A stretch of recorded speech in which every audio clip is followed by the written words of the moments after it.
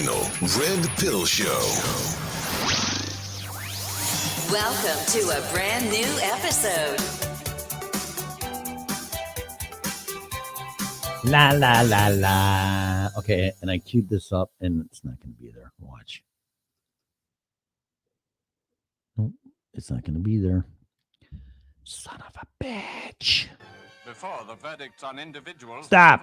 Lord Justice Lawrence spoke for the tribunal on the subject of the SS. Yeah. I fucked this all up. 631. 630, something like that. Let's try it. 652, 46, 32, 25, 33, 31. Okay, here we go. Close enough. So I'll read a couple sentences from the book. German citizens were disarmed by their government in the late 1930s. No. And by the mid-1940s, Hitler's regime had mercilessly slaughtered 6 million Jews and numerous others whom they considered inferior. Through a combination of removing guns and disseminating deceitful propaganda, the Nazis were able to carry out their evil intentions with relatively little resistance.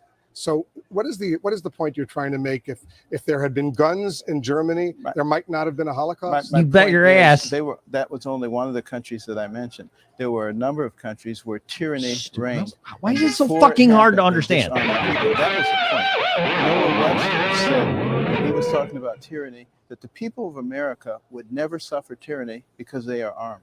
Yes. So, but just clarify, if there had been no gun control laws in Europe at that time, would 6 million Jews have been slaughtered? I think the likelihood of Hitler being able to accomplish his goals would have been greatly diminished if the people had been armed. And Kyle Rittenhouse would be Powerful dead. military machine, as you know, the Nazis. I understand that. They could have simply gone in, and they did go in and wipe out whole communities. But you realize there was a reason that they took the guns first. Yes. Thank you. For my fire. Yeah. Hey, you want to see something really cool? Yeah, really cool. Yeah.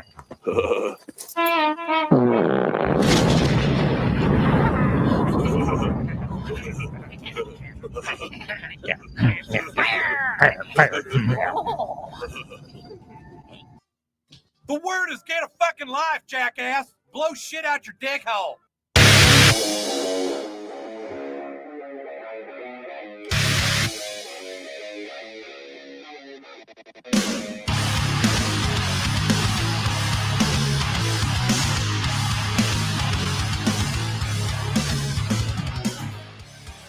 It took time to discover being left behind was fine. Now I'm mine, and I'm coming to my senses. Reach out, fall down, crawl on, fight, and so the stars align tonight.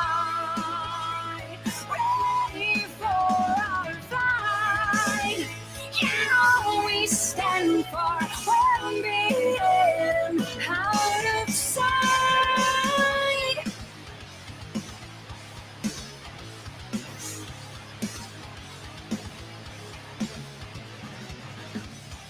Close your eyes and imagine being free from your disguise. They despise that we're not what they have made us. Hear us, say us, fear us, fight, and so the stars align tonight, ready for our fight. You know we stand for well-being out of sight.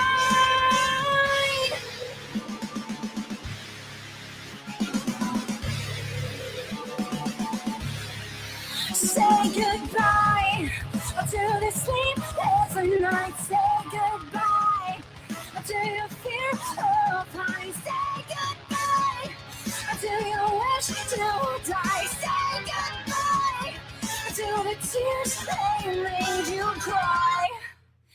And so the stars align tonight, ready for our fight. You know we stand for one being out of sight. If you thought it was over now, no, we've just begun. Yeah, I swear we won't bow down. Stand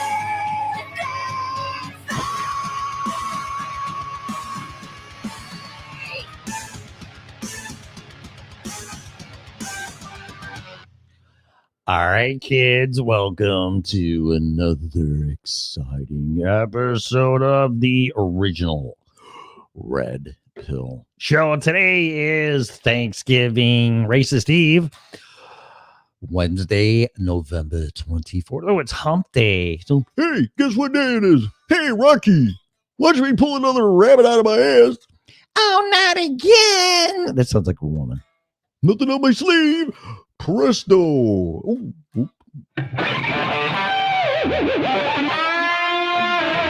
right, so I'm a little jacked today. I don't know why. Probably because I'm going into a weekend, but holiday weekend. But anyway, welcome to another exciting episode of the original Red Pill Show. Comrade, today is, like I said, it's a Wednesday hump day. What? November 24th. What are you chewing? Don't be doing that. Goddamn dog chewed another pick of mine. Fuck. Sorry. November 24th, 2021. This show is for entertainment and educational purposes only. Hey.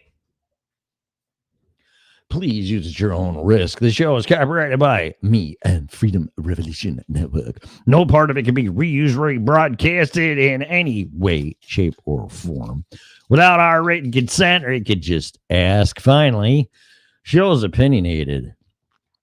Thank God. The host, especially me, callers 815-290. What's the fucking phone number? 815-290. Hello, Lee. 290. Where is it? 9198. People that are naughty in the chat room, guess whatever, are and always will be opinionated. Under no circumstances whatsoever should opinions be taken as advice. If you're seeking professional advice, we strongly encourage you to hire a license if required person in his or her field there, little Tommy. Hey, man, no, that's his name. How you doing? What are you eating? Stop it.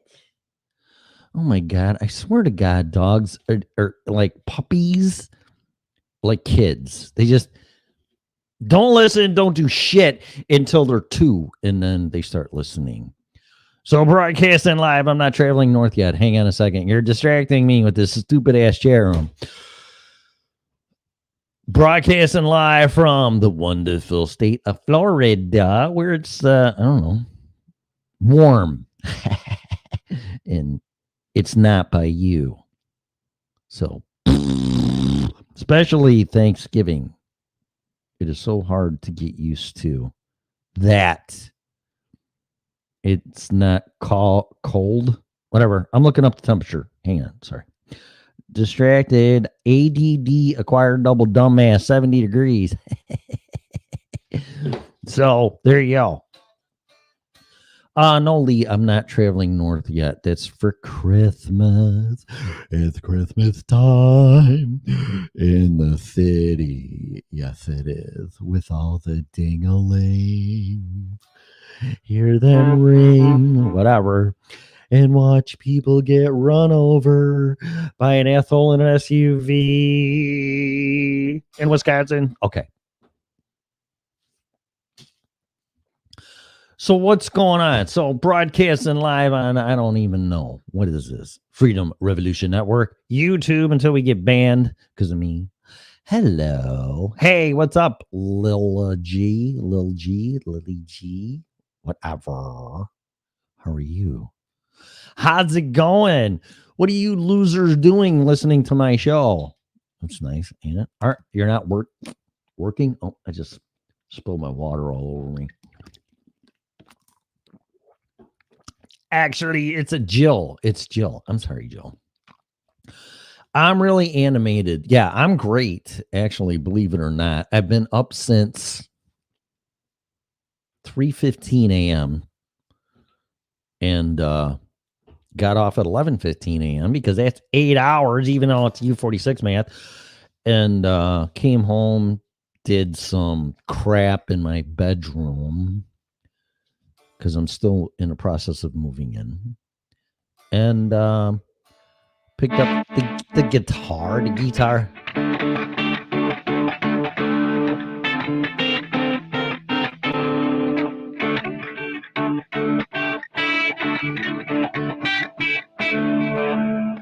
So I turned this on. And it's like my Friday, but it's Wednesday, but it's pre-Thanksgiving Eve, whatever day, right? So how are you, Joe? I'm going to ask you, how are you? And we have Lee in the... Are you on YouTube? Yeah, you're on YouTube. And I'm using my different camera on my Mac. See my asshole dog, Ruger. Yeah. What are you doing? That dog pisses on my bed and it fucking pisses me off. That is a behavior. You need to go to doggy counseling. I've had enough of this shit. So now you got like a panoramic view of me, and my bedroom looks messier than it really is. My backpack, boxing gloves, shit in front of my TV, pair of jeans, bottle of water I haven't finished yet, and a bunch of other crap. So there you go. It's my bedroom. It's not on my face because I don't mind it, but I just don't want just you looking at my face like, what the fuck, girl? God, I noticed that watching football over last weekend, and this woman was commentating, and man, she had the makeup caked up like crazy. It's like, holy fuck, man. I bet you they hate high def TV. Wouldn't you? I mean, it's like, does that sound okay?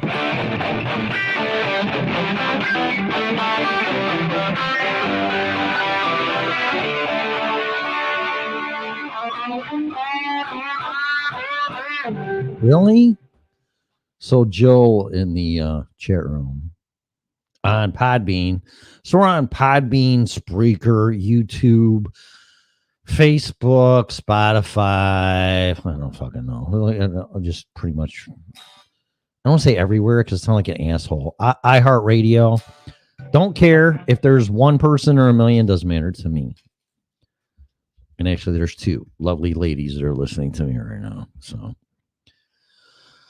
So Jill says, oh, I'm okay. I thought I was doing really good and going to be tough and not cry until I realized the 25th is Thanksgiving Day, the day Bill died. I'm sorry. It's been a year. Wow.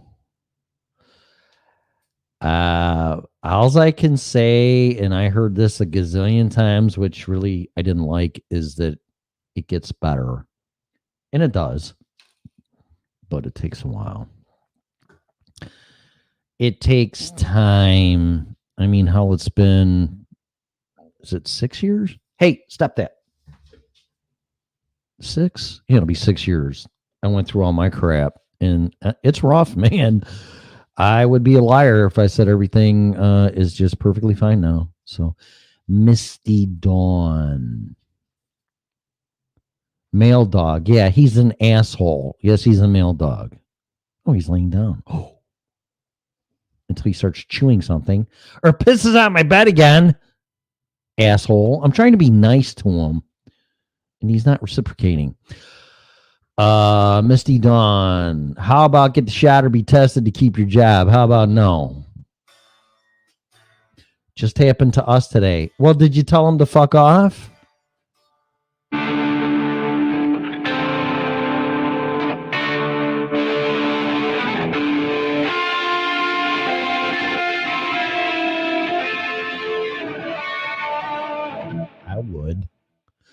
I would. You know, he did. No way. Really? You know, he did. I mean, I'm not kidding you, man. I am not.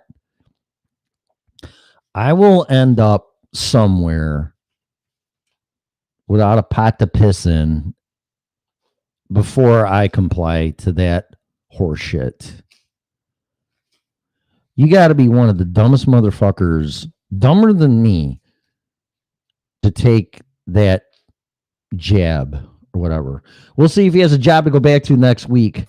We all got to pull an Atlas Shrugged, which is kind of weird because as long as I've been doing this and people are like, well, what are you going to do? You know, you can't do this, you can't do that, and blah, blah, blah. You can go on strike. Just like if I don't get a fucking raise at this place, I'm going to quit. I'm going to go on strike. If YouTube doesn't ban me forever, then I guess it won't matter. Yeah, happy holidays, Misty Dawn. Yeah, we just go on strike. But see, they're pushing too far now. And here, I said this when Dwayne was talking. I mean, how really stupid are you? Oh, first it was, oh, you just need one shot. He's a truck driver. Uh-oh. Oh, so I did work at an Amazon place today. I have to share that. I had to run a call on an ice machine in the break room that wasn't broken. Anyway. Lee may have an infection. My dog did that when he had a urine infection. No, I just think he's being an asshole. But I mean, you could be right. Oh. What was I talking about? Oh, okay. You know, this comes up all the time on a show, and it's not like I don't want to talk about it, but it's not what I want to talk about. But I will talk about it. This defies all common sense and logic. And you're just a dumbass because when you got the polio shot or chicken pox or did I say polio? Or all the other ones, you got one and done and you never got the disease, right? For the most part, I'm sure there was some breakthrough cases or whatever, like one in a gazillion that people did get it. But it was one and done. Maybe in some rare cases with some vaccinations, there was a booster. Maybe. But, oh, well, no, you need 2 jabs. Oh, no, you need 3 jabs. Wait a minute, you need 4 jabs. You know, it's like, this can be very crude, but I'm sorry, in this mood. You know, it's like dating a guy and, well, honey, I'll marry you if I can fuck you once. Oh, okay. And then you don't get the ring. Well, no, you know, I got to fuck you twice. Oh, okay. Where's the ring? Oh, I got to fuck you again 3 times. Oh, okay. Okay, where's the ring? You know what? If you're that fucking stupid, I mean, come on. Please wake the fuck up, man. Ditch the guy. Go fuck his brother and tell him to fuck off. I mean, come on. I mean, really. Who's Lauren McInnes? Tennis. What are you talking about? Tetanus. Yeah. Okay, but 10 years. Come on, 10 years. I can handle that. Not every 10 days. I mean, come on. I mean, forget all the politics and forget the reason why they released this thing was to get rid of Trump and make him look like an asshole. I mean, forget all that. I was tagging my sister to come watch. Oh, really? Okay, so everybody that works today. Oh my God. Listens to the show today gets a free turkey. Dwayne's buying them. Okay. I'm sorry, Joe. What? I have to close the screens. I can't pay attention to both chat rooms. I'm sorry. Yeah, but I keep thinking the night before Thanksgiving is when he died.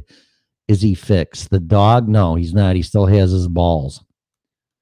But not for long, because he's pissing me off. I mean, I am trying so hard to work with this dog. And I forgot.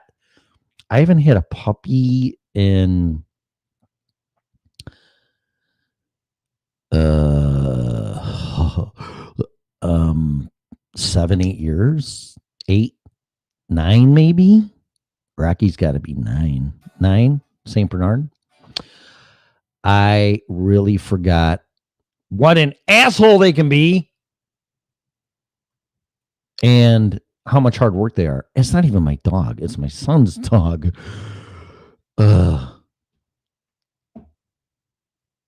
So anyway, all right. No, he's not fixed. So, okay, now I got to jump back to StreamYard. How sweet. What's how sweet? What's sweet? Me? I know this sounds like shit because I've listened to it.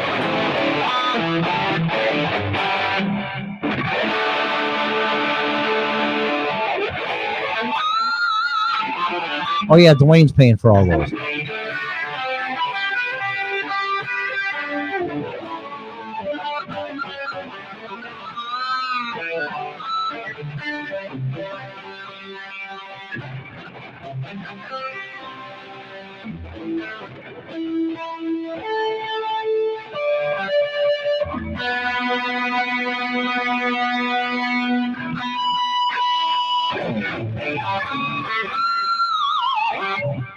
Who has a big heart? Dwayne?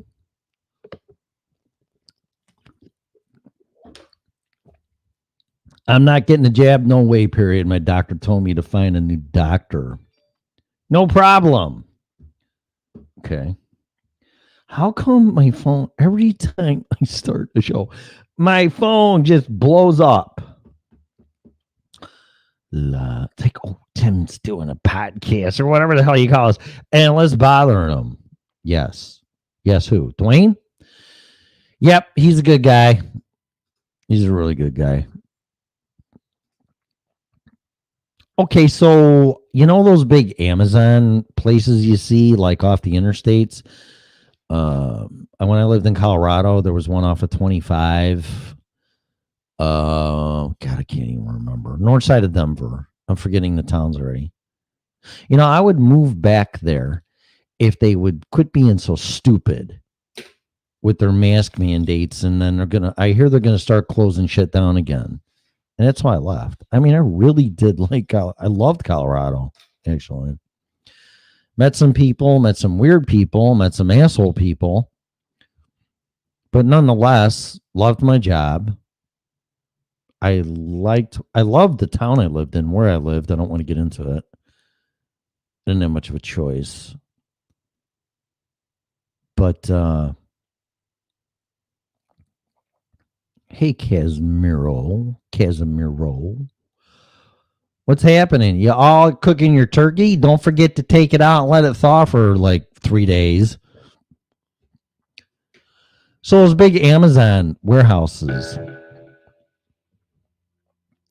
I had to run a call at one today. I cannot tell you how big that place is inside. It's crazy. I'm like, holy shit. And from left to right, I mean, there's nothing but shelves of shit just everywhere. And I would have to say that the length of that place is at least 5 football fields. Maybe more. You know how you have a dream and you look down a hall or tunnel and it never ends, or a room that like is so huge it never ends? That's Amazon's warehouse. Crazy. At work baking cookie pies all day. Oh, okay. So I have to bring a pie to where I'm going tomorrow, and I bought a sweet potato pie. Are those any good? Because I can't stand sweet potatoes. Blech. Ugh. Or carrots or peas or green beans or none of that shit. But where I'm going, I know they like sweet potatoes. So is a sweet potato pie good? I don't know. Does anybody know? Would you eat it if I brought it? Oh. I was asked to bring a dessert, so I went to Walmart and I saw everybody was buying them. So I'm like, okay, I'm not going to touch them, but I'm not going to touch it, but it's not for me. Depends on the maker as well. But in general, they're good. If you like sweet potato pie, sweet potatoes and sweet potato pies, good. Is that right? Do you think? Oh. Where'd you go, Jill? Are you just listening? Where is everybody?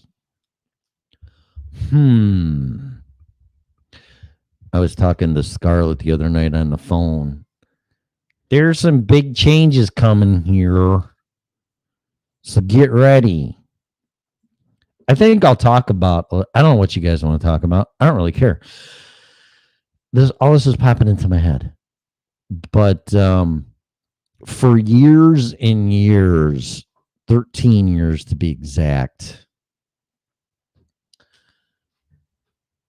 me, people on this network, Scarlett, whatever, been trying to wake people up. And I really think it's come, her and I were discussing this. We're at a point where we just can't, if you're not going to wake up by now, you're not going to. I mean, if you just really think everything is okay, and Senator Brandon hasn't lost his goddamn mind, and the election wasn't stolen, and Trump wasn't forced out of office, and January 6th was not a insurrection and a setup. And I mean, if you want to go back all the way to 9/11, the financial meltdown, how deep do you want to go down the rabbit hole with Alice and Treasure Cat and everybody else in the Mad Hatter? I don't know. That's up to you. I would be very careful though. But regardless of that, if you can't look at the world right now from an outside perspective, I mean, just pretend being a Martian and landing here. And you're looking at what we're doing, how we're treating everybody, what's going on, the presidential election, COVID-19, people running other people over with no concern whatsoever with an SUV, defending yourself with a firearm when you're about ready to get the shit beat out of you. And look at this. And how everybody's reacting and go, man, this is fucked up. Get me out of here. I'm sorry, I landed my flying saucer here. These people are nuts. If you can't say that, then you're not awake. And all people are racist. That's why I entitled this Thanksgiving is Racist. It's like, really? What isn't anymore? I walked out of my apartment this morning in a parking lot, and there's a black car and a white car arguing with each other. Who's the better car? Then they were going to kill each other. Makes a lot of sense. It makes a lot of fucking sense. Oh, I'm like done. So Scarlett and I were discussing, like, I think it's to the point where if people aren't going to wake up by now, they're just not going to.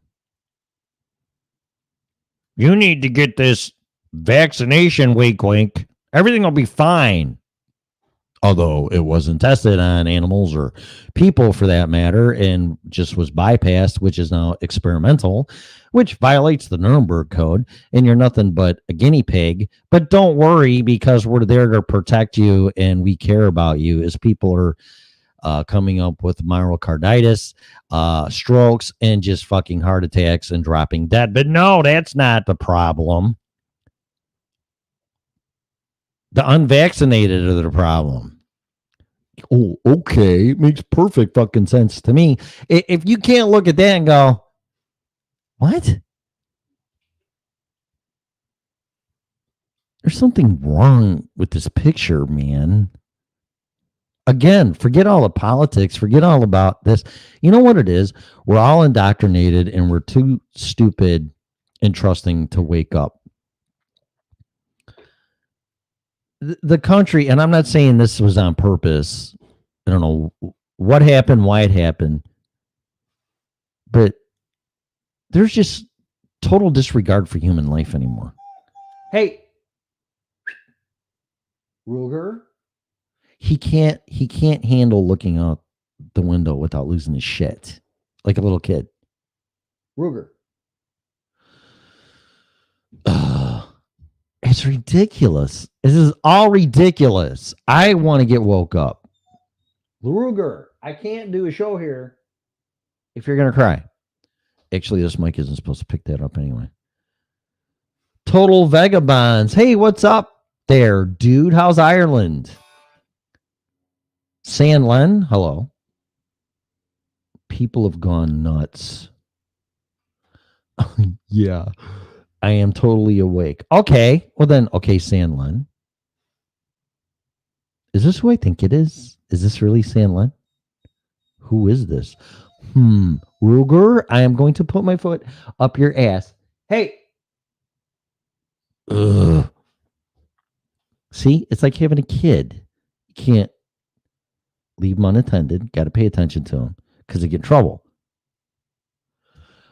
Okay, Sandland, so what woke you up? That's what I thought. What woke you up? What did it? Something had to do it. Like I said, for me, it was a 2008 meltdown. Okay, that's what I thought. I kind of got that vibe. See?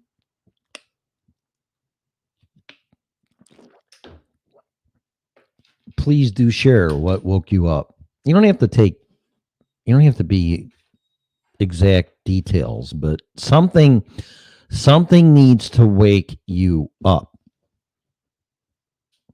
And quite honestly, if you by now, if you're not, you just got to be a real dumb motherfucker. I'm sorry. Either that or you're way too trusting, which I would say it would be the latter, because intelligent people can be stupid or too trusting because they've never been lied to, or they didn't catch people lying to them, or they never been betrayed, which is a very hard lesson to learn. But then you go, whoa, wait a minute. What's going on? I know you told me that, Senlan. Oh, Senlan. Oh, me so horny now. You have a sake for me.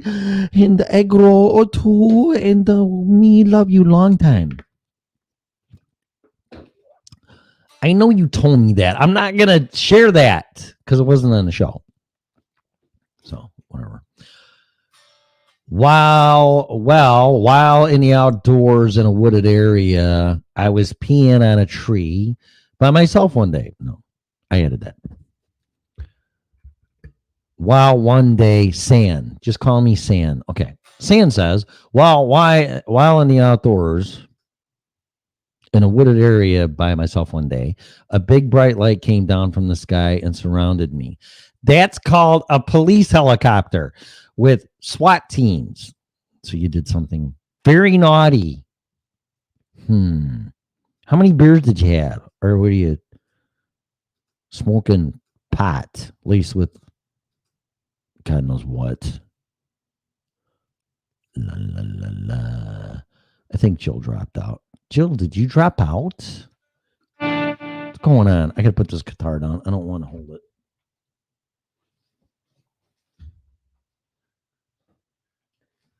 Don't knock it over. I just restrung that thing and it was a pain in my ass.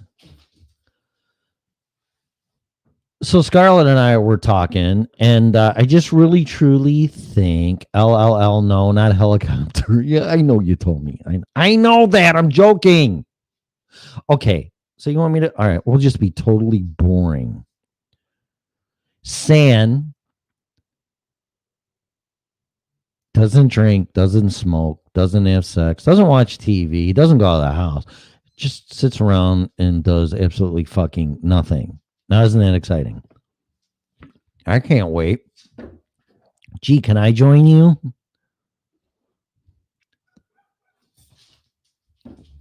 What do you want me to play on the guitar? I just put it down. And I really don't play anything. And quite honestly, it sounds like shit because YouTube, Facebook, all these assholes, oh my God, that's copy. They assume right off the bat that music is copyrighted. So they put an algorithm in it so it sounds like shit. And kind of flanges it and distorts it. It sounds horrible. And it really pisses me off. But on Spreaker, this show is best listened to and re-listened to on the podcast at Spreaker.com. You can download the app, and they don't fuck with it. They're not a bunch of assholes.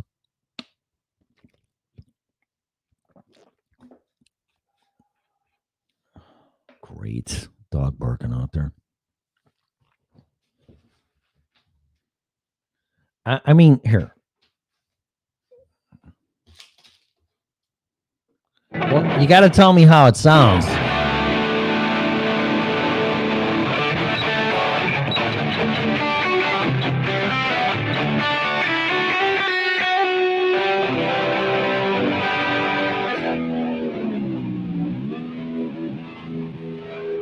How does that sound?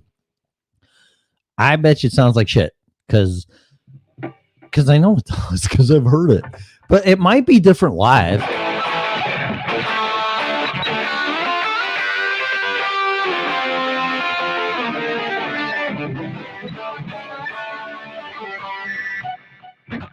You're kind of impressed.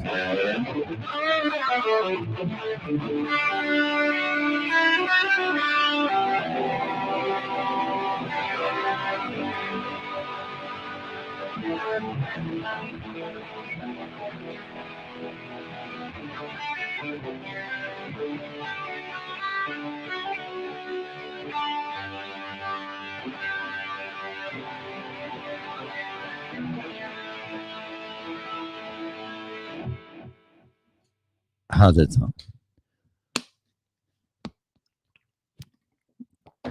And I just noodle, but then I get fucking crazy sometimes.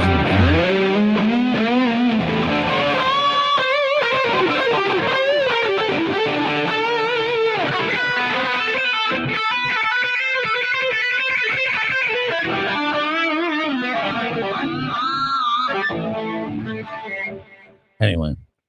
Oh, I hate that song. I hate Stairway to Heaven. I'm sorry. I cannot stand that fucking song.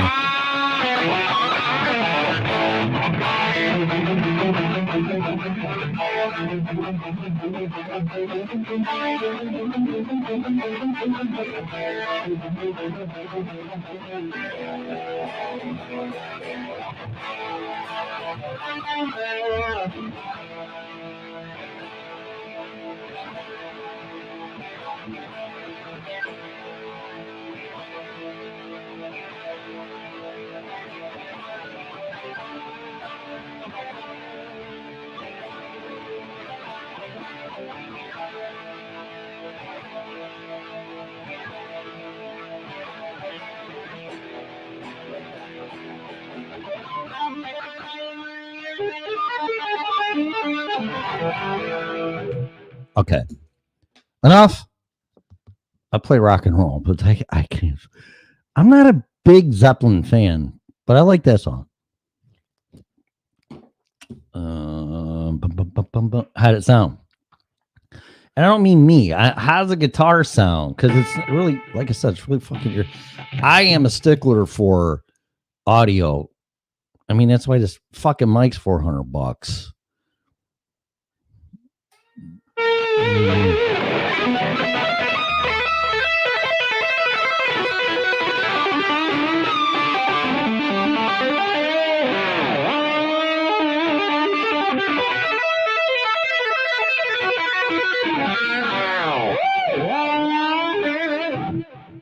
Okay, how's it? A muffle. It sounds a bit muffled. Yeah, see, that's what they do.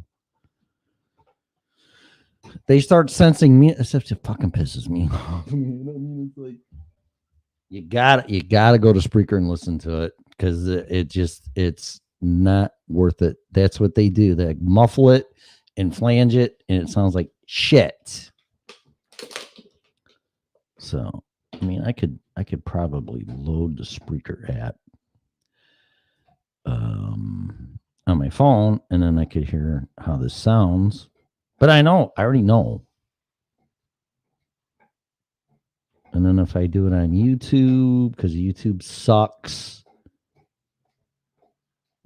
Because they think it's copyrighted material. Sam goes, why do they do that? Once the algorithm senses there's music, they automatically assume it's copyrighted material. So then they alter it so you can't enjoy it because they're assholes. And that's me playing, and I didn't copyright it. I don't think I would ever copyright my material, which I think is really stupid because then you can't share it. And the way music and artists are discovered is when you share shit, dumbasses.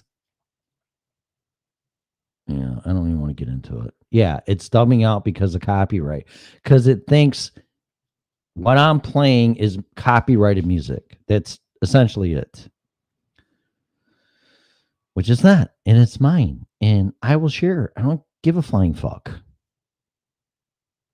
So I just think copywritten material for entertainment, unless it's a movie and you're an asshole and you're bootlegging it and all that kind of crap. Or you're copying it and selling it and just being a dick. That's different. But I can't tell you how many bands and movies people let me see or listen to for free. And then they wonder why the music industry is going to hell because nobody can hear your shit. Because that's a big reason why I think they got rid of CDs and MP3 players and all that. And just went to streaming because you can't share that. You can't share it because it's not a physical file. You're just essentially listening to music streaming like you're listening to on a radio. But back in the day, I'm going to date myself, clear back to 8-track, 8-track players in the car, cassette players, CD players. It's like, like a cassette player. You could record it to a cassette. It's like, I really like that. Can you make me a tape? Yeah, I'll make you tape. And then you listen to it, and then your other friend hears it. Hey, what is this? So like, this is Boston or Van Halen or Sammy Hagar. That's kind of shit I like. Oh man, Billy Squier. Oh man, this is cool. Can you make me a tape? Sure. And they make you tape, and then it just keeps catching on. Now you can't do that anymore. And then they wonder why the music industry is gone to hell. That's why. Okay, let me hear this on Spreaker. Oh, there's commercials on here. Yeah, like this show. I don't want to say it's copyrighted and this and that. I just want people. I don't want people taking shit and splicing it together, make me sound like an asshole. But I mean, that's how this show is going to catch on in this network. You need to share. not going to charge you a copyright or send you a copyright strike because you're sharing this. The dumbest. It's so. I'm sorry, it's retarded. Well, you can't say that word. It's offensive. Okay, how about fuck you? You like that one? We're so stupid. We're so fucking stupid. Okay.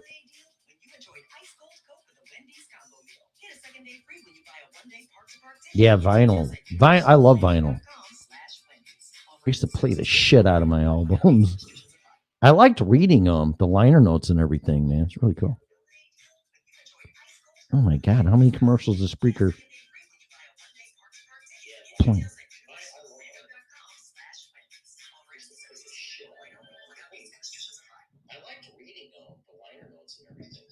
Wait a minute. That sounds like crap. Huh. That's interesting. I'm glad I just listened to that because it's telling me my audio settings aren't right on Spreaker. No, built-in microphone. Yeah. Oh my God. Now I check it. Built-in output. Okay. Now I bet you I sound way better. Oh my God. I need an engineer. I need a sidekick. I need a hostess. Okay, let's see what this sounds like now. Hello. Blues, rock, country. I like a variety of music. Do you? Me too. Good music's good music. I could care less. I love music, though. That's what inspired me to pick up the guitar. Okay. And attempt to play it. Okay, let's see what this sounds like now. Me too. Good music's good music. I could care less. Yeah, now it sounds better. I love music, though. That's what inspired me. Yes, I do. So you can have a conversation with yourself. Hey, Tim. And attempt to play it. Okay, let's see what this sounds like now. It's a big delay, though. Me too. Good music's good music. I can care less. Yeah, now it sounds better.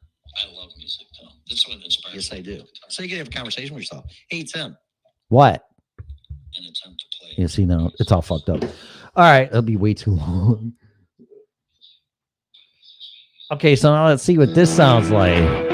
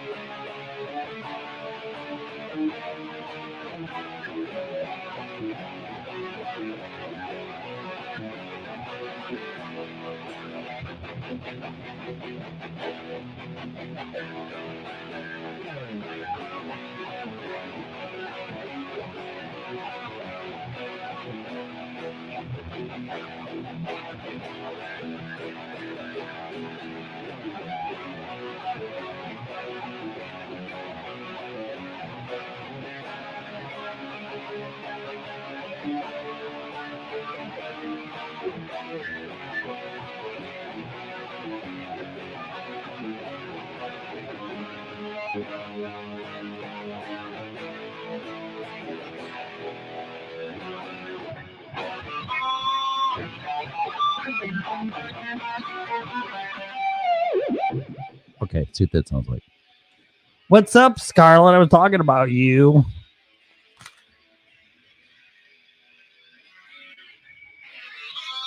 Yeah, see, this sounds good. This sounds good on Spreaker. I can guarantee it sounds like shit on YouTube. Okay, so there you go. That sounds a bit better. You can't because the full bass. Oh. Well, it's a guitar. It's not going to sound bassy. Sorry. I mean, I could change my pickups.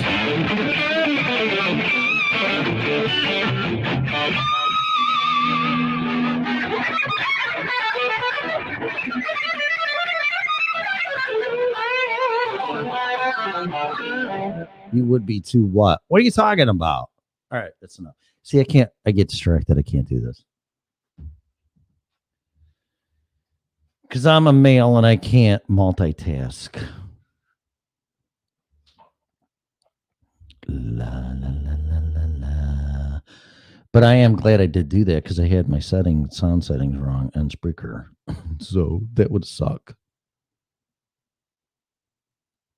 I wonder if Podbean's all right. What? Hey, Big Chief Thunderlung. Really? Huh. Me, Big M Chief Thunderlung. Like that. I like that handle. Shredding it. Make it scream like Dimebag. Yeah. Pantera. I'm not a huge Pantera fan, but I do love how he played the guitar. I really do. That guy was amazing. But I'm just not a Pantera fan. Does that make sense? Oh, I don't know. But anyway, welcome. La la la la. Me fuck 'em all. Me King Chief. What's your name? Me Big Chief Thunderlung. Me fuck 'em all. There you go. Because you can't. Because you're the chief.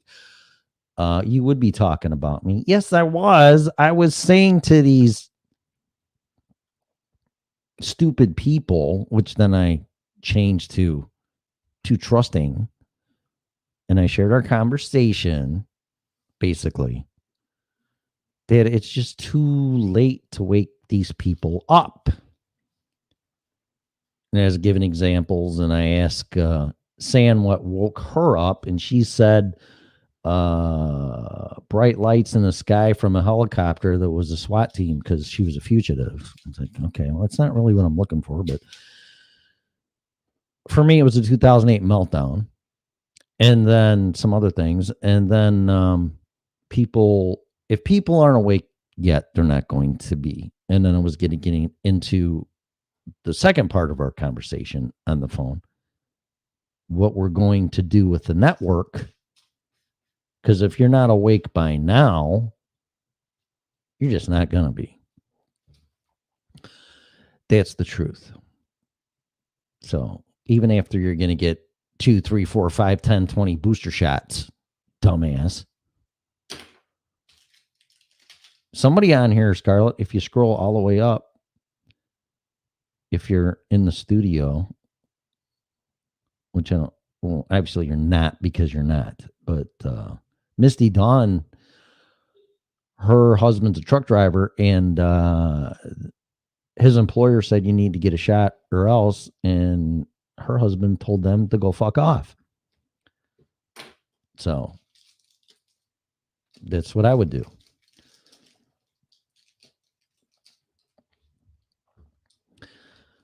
Okay, so whatever.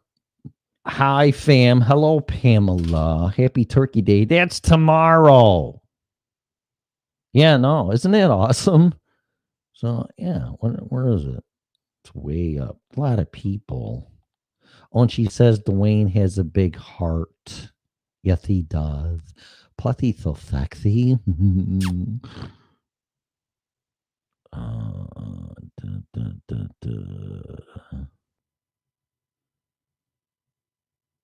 Here you go. Right here.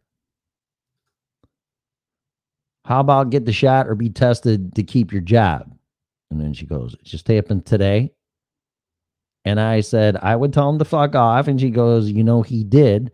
And then she said, we'll see if he has a job to go back to next week. Happy holidays. Yeah, no shit. Oh, yeah, Merry Christmas. Here, you're fired. That happened to me, actually. 2 weeks before Christmas, 1997. 2 kids and a wife. I got fired 2 weeks before Christmas.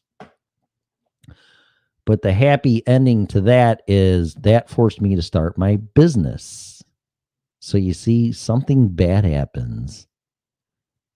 And then something good happens. You just can't see it.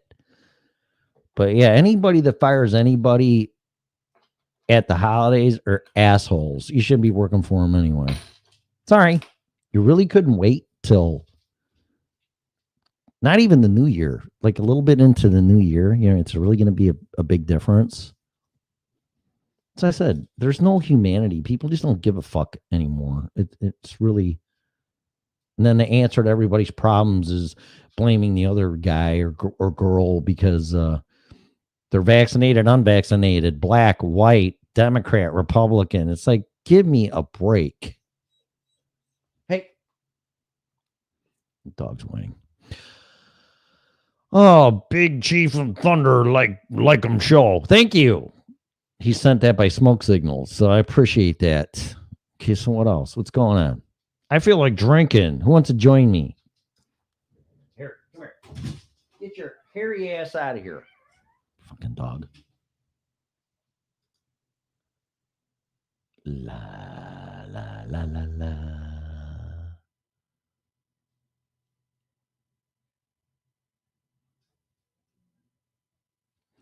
I'm reading the chat room. Sorry. So distracting. I think it's time for a beer. You want beer? So I get drunk and marry my sister, and she's my wife, my ex-wife. Hello. There's a country song for you, San. Then if you play it all backwards, you get your life back. How do you like that? So what's everybody doing? Are you spending time with asshole family members tomorrow that you really don't want to? Isn't that fun? Drinks. Yes, we need some drinky poos right now. I just think that would be wonderful. So we can celebrate our rainbow LPGPD, whatever the fuck it is, Thanksgiving Day. And if you don't like it, you can just take that turkey drum and shove it right up your ass. Nope, just your mom's.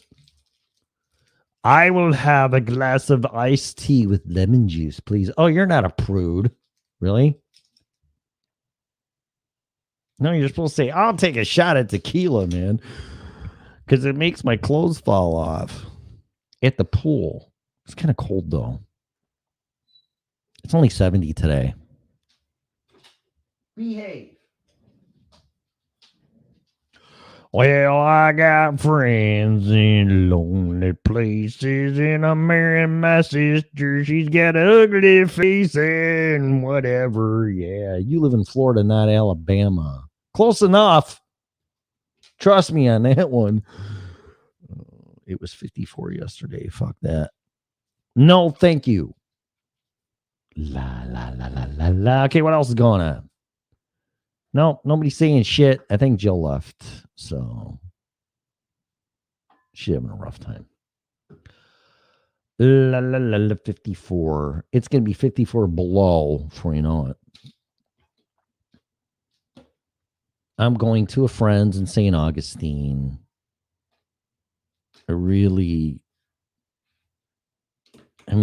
I'll get together for, I'm not going back to Illinois just for Thanksgiving. I'm going back for Christmas, though. And even that's going to test me.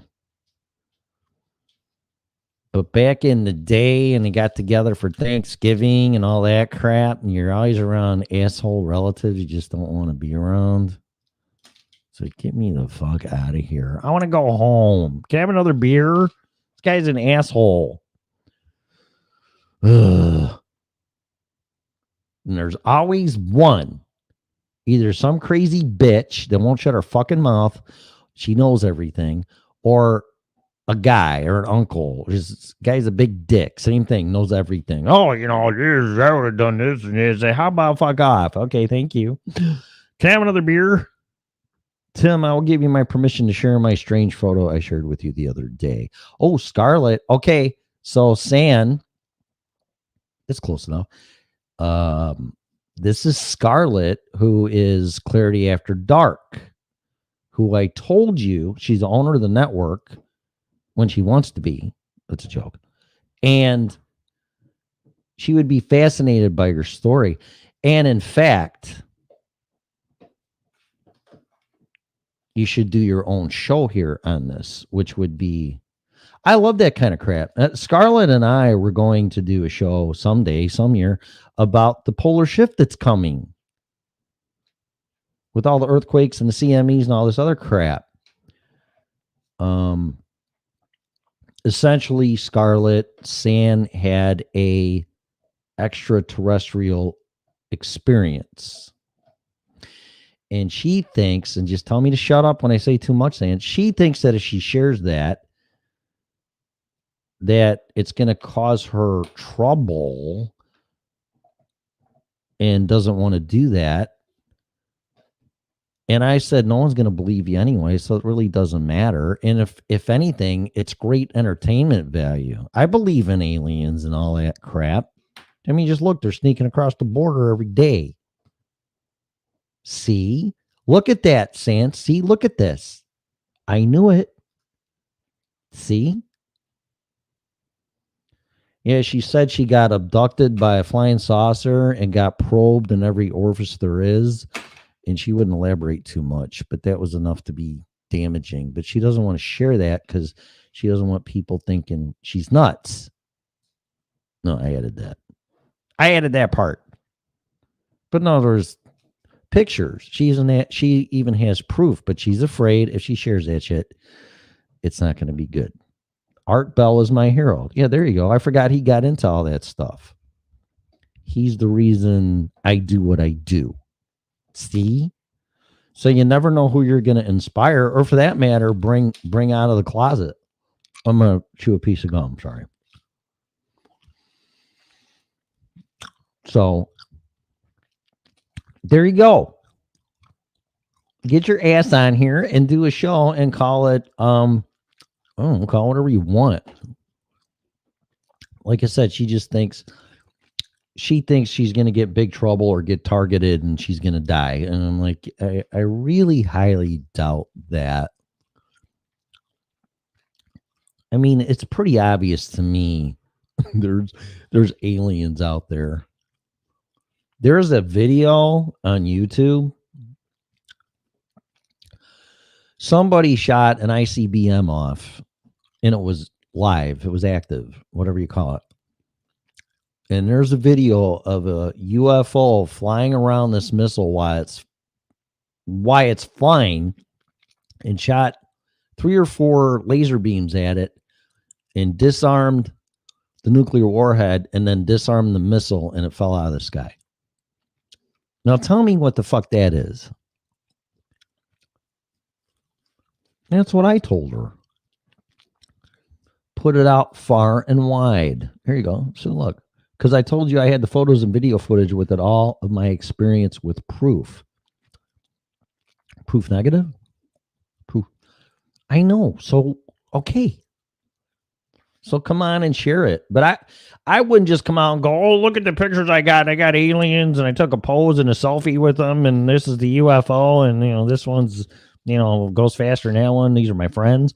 Not that. Just talk and keep people guessing in suspense, and then listen to all the naysayers and call you a bunch of names like an asshole and this and that and everything else I'm called. And then you know what? You pull the proof right out of your ass and you go, okay, asshole. You shouldn't call listeners assholes at all. I do that. And say, here, what about this? And they're a hypersonic missile. Is that what it was? Okay, Tim, send Clarity my picture I shared with you. I honestly don't know if I still have it. Let me see. Because I don't hang on to text messages. I don't think I still have it. And I don't think I saved it to my photos. Maybe I did. Here, and I'll prove it to you. I still have your number just to prove it. It's like, oh, no, you deleted my phone number because you're an asshole. Well, wait a minute. No, do I have it? No, I got our conversation, but I don't have the picture. C. I'm going to type C, and I just sent it to you. What? Damn it, what? Well, now what did I do? Am I fired again? What did I do? I'm about ready to go get a beer. I need a beer. I need a beer. It's 4:00 somewhere. It's Friday, although it's Wednesday, but fuck it, it's Friday, so I'm gonna have a beer. You want a beer? What did I do? Now what did I do? You're in trouble when the owner swears at you. What did I do? what I do. I did not sleep with that woman. Hillary, please help me. I did not stick my penis in her mouth.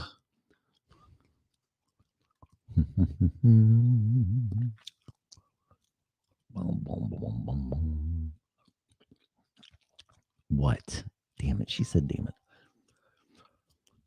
Okay, we can work on a way to put it out there for sure. You see? So you have the total support of the business. Oh, so that's another conversation we had.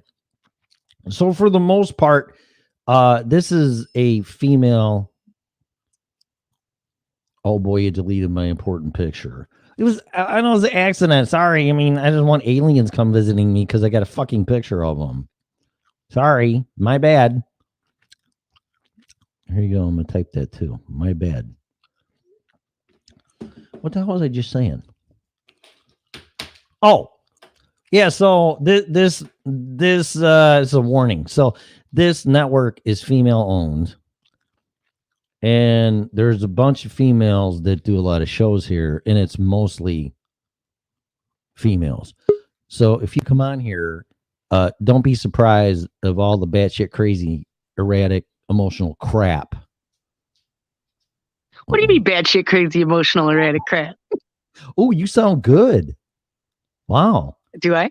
Yeah, you Thank sound you. really good. I don't know. I didn't expect you to. Oh, she sent me the picture again. Oh, did she? Yeah. I figured I'd pop in since, you know, you see I'm this- around. I don't know how good you can see that, but she said I could share it. It looks like an X-ray, actually, to me. But she sent this. It's kind of hard to make it out because it's a camera. But so what'd you say? I'm sorry. No, I just said I figured I'd pop in since I was here. So What are you talking on? Because it sounds really, really good. just my phone. Wow. Well, okay. Yeah. It sounds really. I would say you're on a microphone. Well, they do upgrade these new phones, but sometimes I just might have a good signal today too, where it's just coming in clear and strong. Yeah, it's got to be that. Because that's what I've usually been using is my phone. So I might have to switch cameras because I can't frickin' because now we split the screen. Oh, see, that's I don't like there it you that close. Damn it. see all of your face. Yep, there you go. HD. This is me. Everybody who wanted to see Tim's pores, here we go. Hmm. Yeah, and my makeup. Oh, crap. So what's that? Right, but at least you got a haircut, and now we don't have Miami Vice hair. It's all super blonde. Yeah, no kidding. I had a girl that didn't recognize me that I had my haircut like this. It took her like 30 seconds to figure out who the fuck I was. It was funny. Yeah. She's like, oh my God. I'm like, what? You just recognize me now? Like, Right. Yeah. Yeah. It was funny. It is funny. But people do get used to that, though. I could see, like, you get used to like somebody looking a certain way, and a haircut does change your look. But I've always seen you with shorter hair, so that's what I think of when I see you. So easier for me to recognize you with anything. Yeah, I've had my hair cut like this. You should have saw the girl's face not her face because she had a mask on, but I went to Great Clips to get it cut. Yeah, because I couldn't take it anymore. I like this, I don't know how you women got all the respect in the world for me. How you deal with your fucking hair when it's that long? Because it was driving. I mean, mine wasn't even long. It was driving me nuts. Right. Well, and it adds a lot more heat, and you sweat more, and you know what I mean. Like, yeah, hair. Lots of hair is the thing. And it adds weight, believe it or not. Yes, it does. Yeah, I don't think people realize A lot of weight. Yeah. So I went in there and it was this black girl, and she's looking at me and she's like, so what do you want to do? And I said, I just want you to take a number 4 on your clipper shears and cut it all off. And she looked at me like, what are you fucking nuts? And I said, well, unless you got a better suggestion. She goes, no, that's what you want. You do it. So then she did it. And when it was all done, she goes, now I know why you did it. Cause it looks good. And she goes, and you're going to have your hair forever. I said, well, Mm-hmm. that's what I had people saying to me. It's like, Tim, why do you cut your hair all off when you can grow it? I'm like, that's a good question. But I can't take it. I can't take it. I like it like this. And I'll probably let it grow. And I don't know if you could do it like in the Florida heat either. Maybe if you were like in colder climate, it might be better to keep that type of hairstyle, you know, for like the winter, because then it would add warmth. You know what I mean? And that to you for sure. Because I know everybody in my house keeps their hair longer in the winter because of that. Yeah, and, honestly, cuts it shorter for summer. I was waiting until it did get hot again, but I just couldn't. I wanted to go back to Illinois and everybody look at my hair and like, holy shit, we haven't seen you like that for 5 Look 6 at your years. Gorgeous blonde locks. Look at my locks. Yeah. They look getting really blonde. Shit. I know. But yeah, I couldn't. There's no way in hell I could hold out. I'm like, I got to get it cut. Can't take it no more. I mean, you lasted as long as you could. I did what? Total Vagabonds. I know. How you doing, bud? He's from Ireland, eh? Yeah, no, I had seen one of his posts on Marfugo, and I reached out because I was like, oh, we love him. He's one of my favorites. Yep. Yeah, he's been a fan for a while, long time. Yeah, long time. OG member. At least, I don't know, I'm going to say 2 years. Yeah, at least OG, at least 2 years that they've been around. Yeah. Oh, Lee? Yeah, Lisa. And Pam. I mean, you got all these people. It's so cool. I know. We love all our fans. And so we're excited because, I mean, like I said, new beginnings, new things, new team, new fresh ideas. I'm excited for it. New computer. Yes, new computer. Tim hooked me up with the computer, y'all. So I'm going to be back on and ready to go. Should get it on Friday. That's what they told me. Yep. Well, we'll see. Well, you know, I live in the middle of nowhere, so we'll see. Horseback. Yep.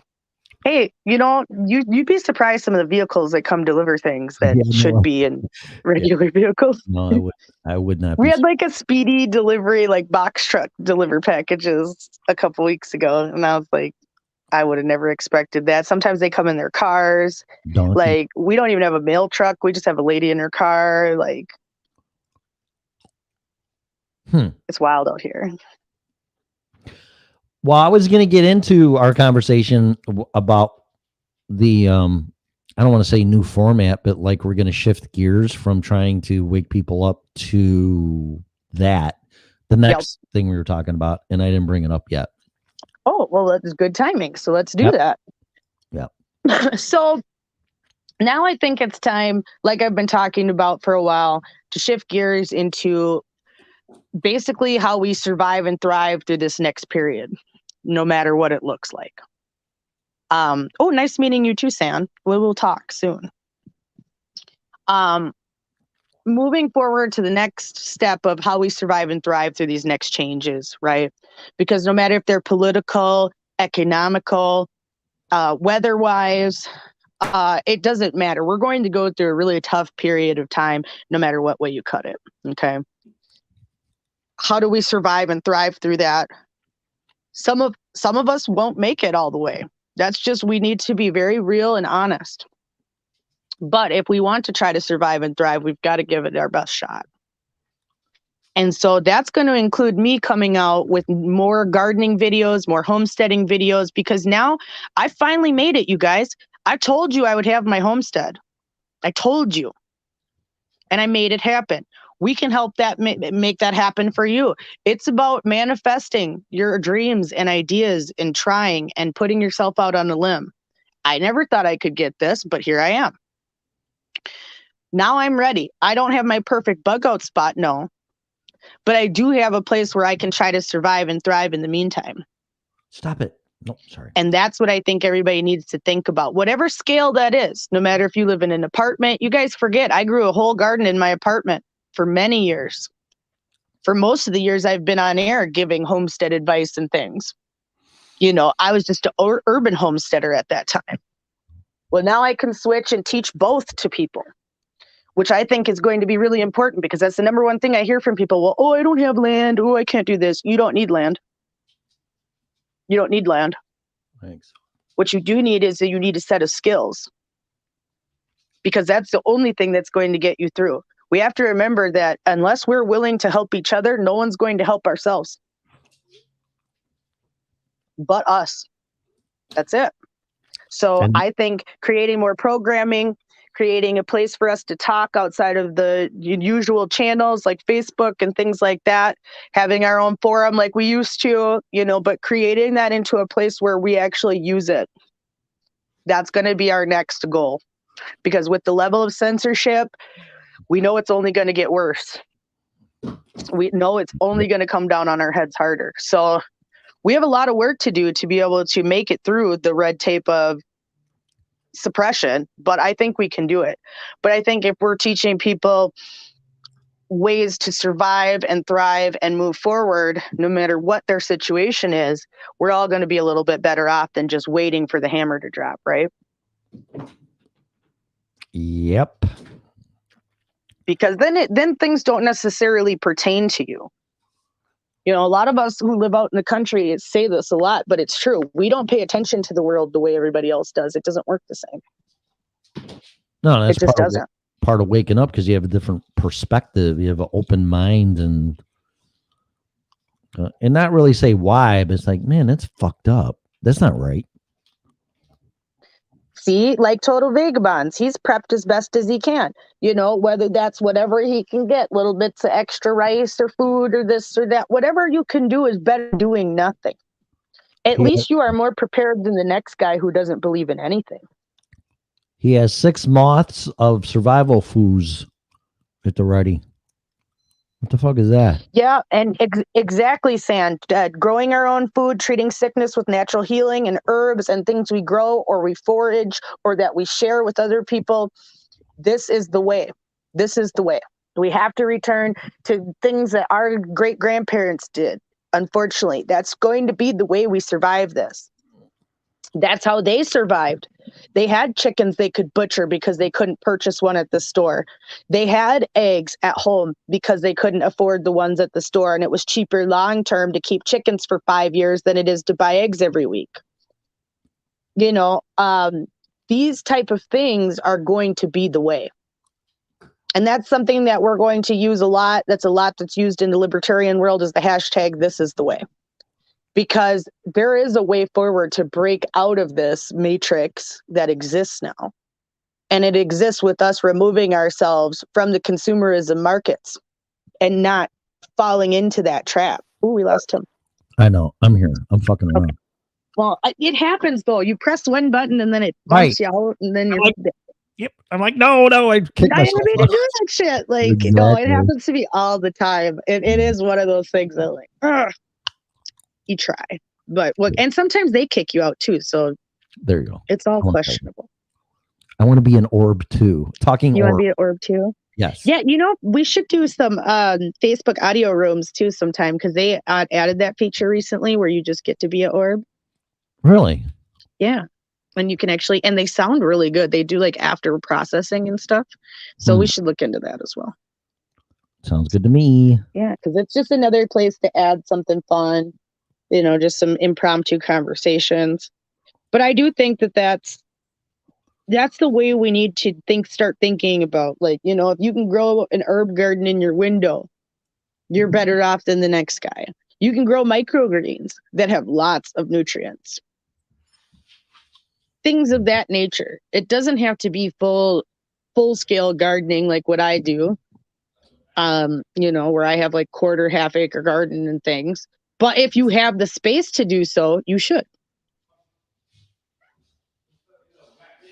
And learning how to make some easy recipes and quick things and depression recipes. There's a reason they were made the way they were, because you could get away with, they found recipes that you didn't need butter or milk or certain ingredients for. And I think that's what we need to start thinking about. As prices keep going up and up and up, we're only going to be pushed out. People aren't getting really paid more at jobs. So as this inflation continues, I believe we end up like a Weimar Republic.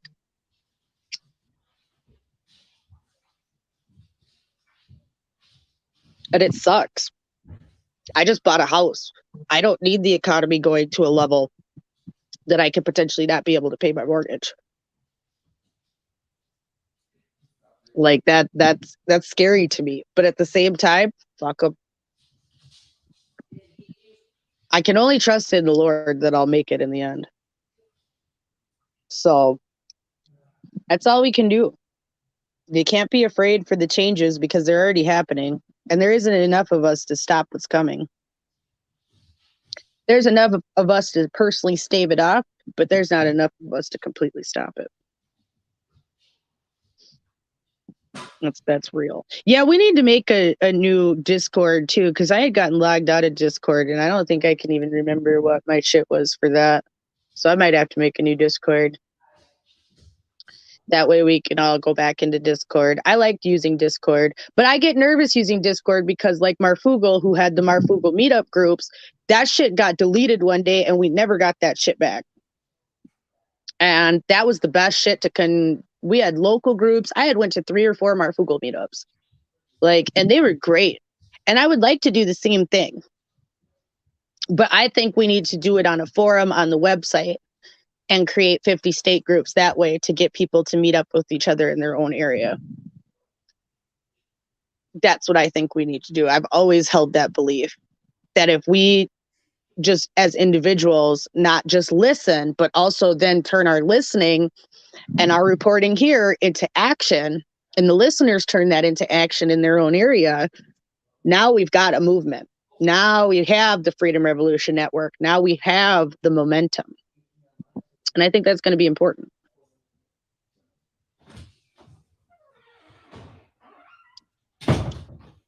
It's taken years for us to get to this point. So now how do we keep surviving through it? And like I said, I think it just comes with simple things, just simple things. You can even grow at your own home, simple ways. If you have a small backyard, if you want to, keep chickens or keep a goat or, just small things. It doesn't have to be all the things, because you will find someone else who does these things that you could potentially trade and share with. For right now, we need to not necessarily act like the whole world is collapsed yet. Once that happens, then we need to move into that mode, but let's prepare ourselves to be ready for it, right? That's what I think we need to do. Use the technology while we still have it, and then at the point where it gets cut off, well, then we use our other training that we put on the back burner for a while. Speaking of cut off, we have to get on the subject someday of cryptocurrency and Bitcoin. We do. I think that is important. Right now, do I think it will have the longevity? I don't know. The feds have their hands in Bitcoin in ways that I don't 100% trust it. But what I can say is a lot of people are making money now. Yeah. Money can be used as a tool for preparation. People forget this. Most people just don't have money. They think of physical things, but just having liquid asset can help. So, if you have the opportunity to make money off Bitcoin, I think people should.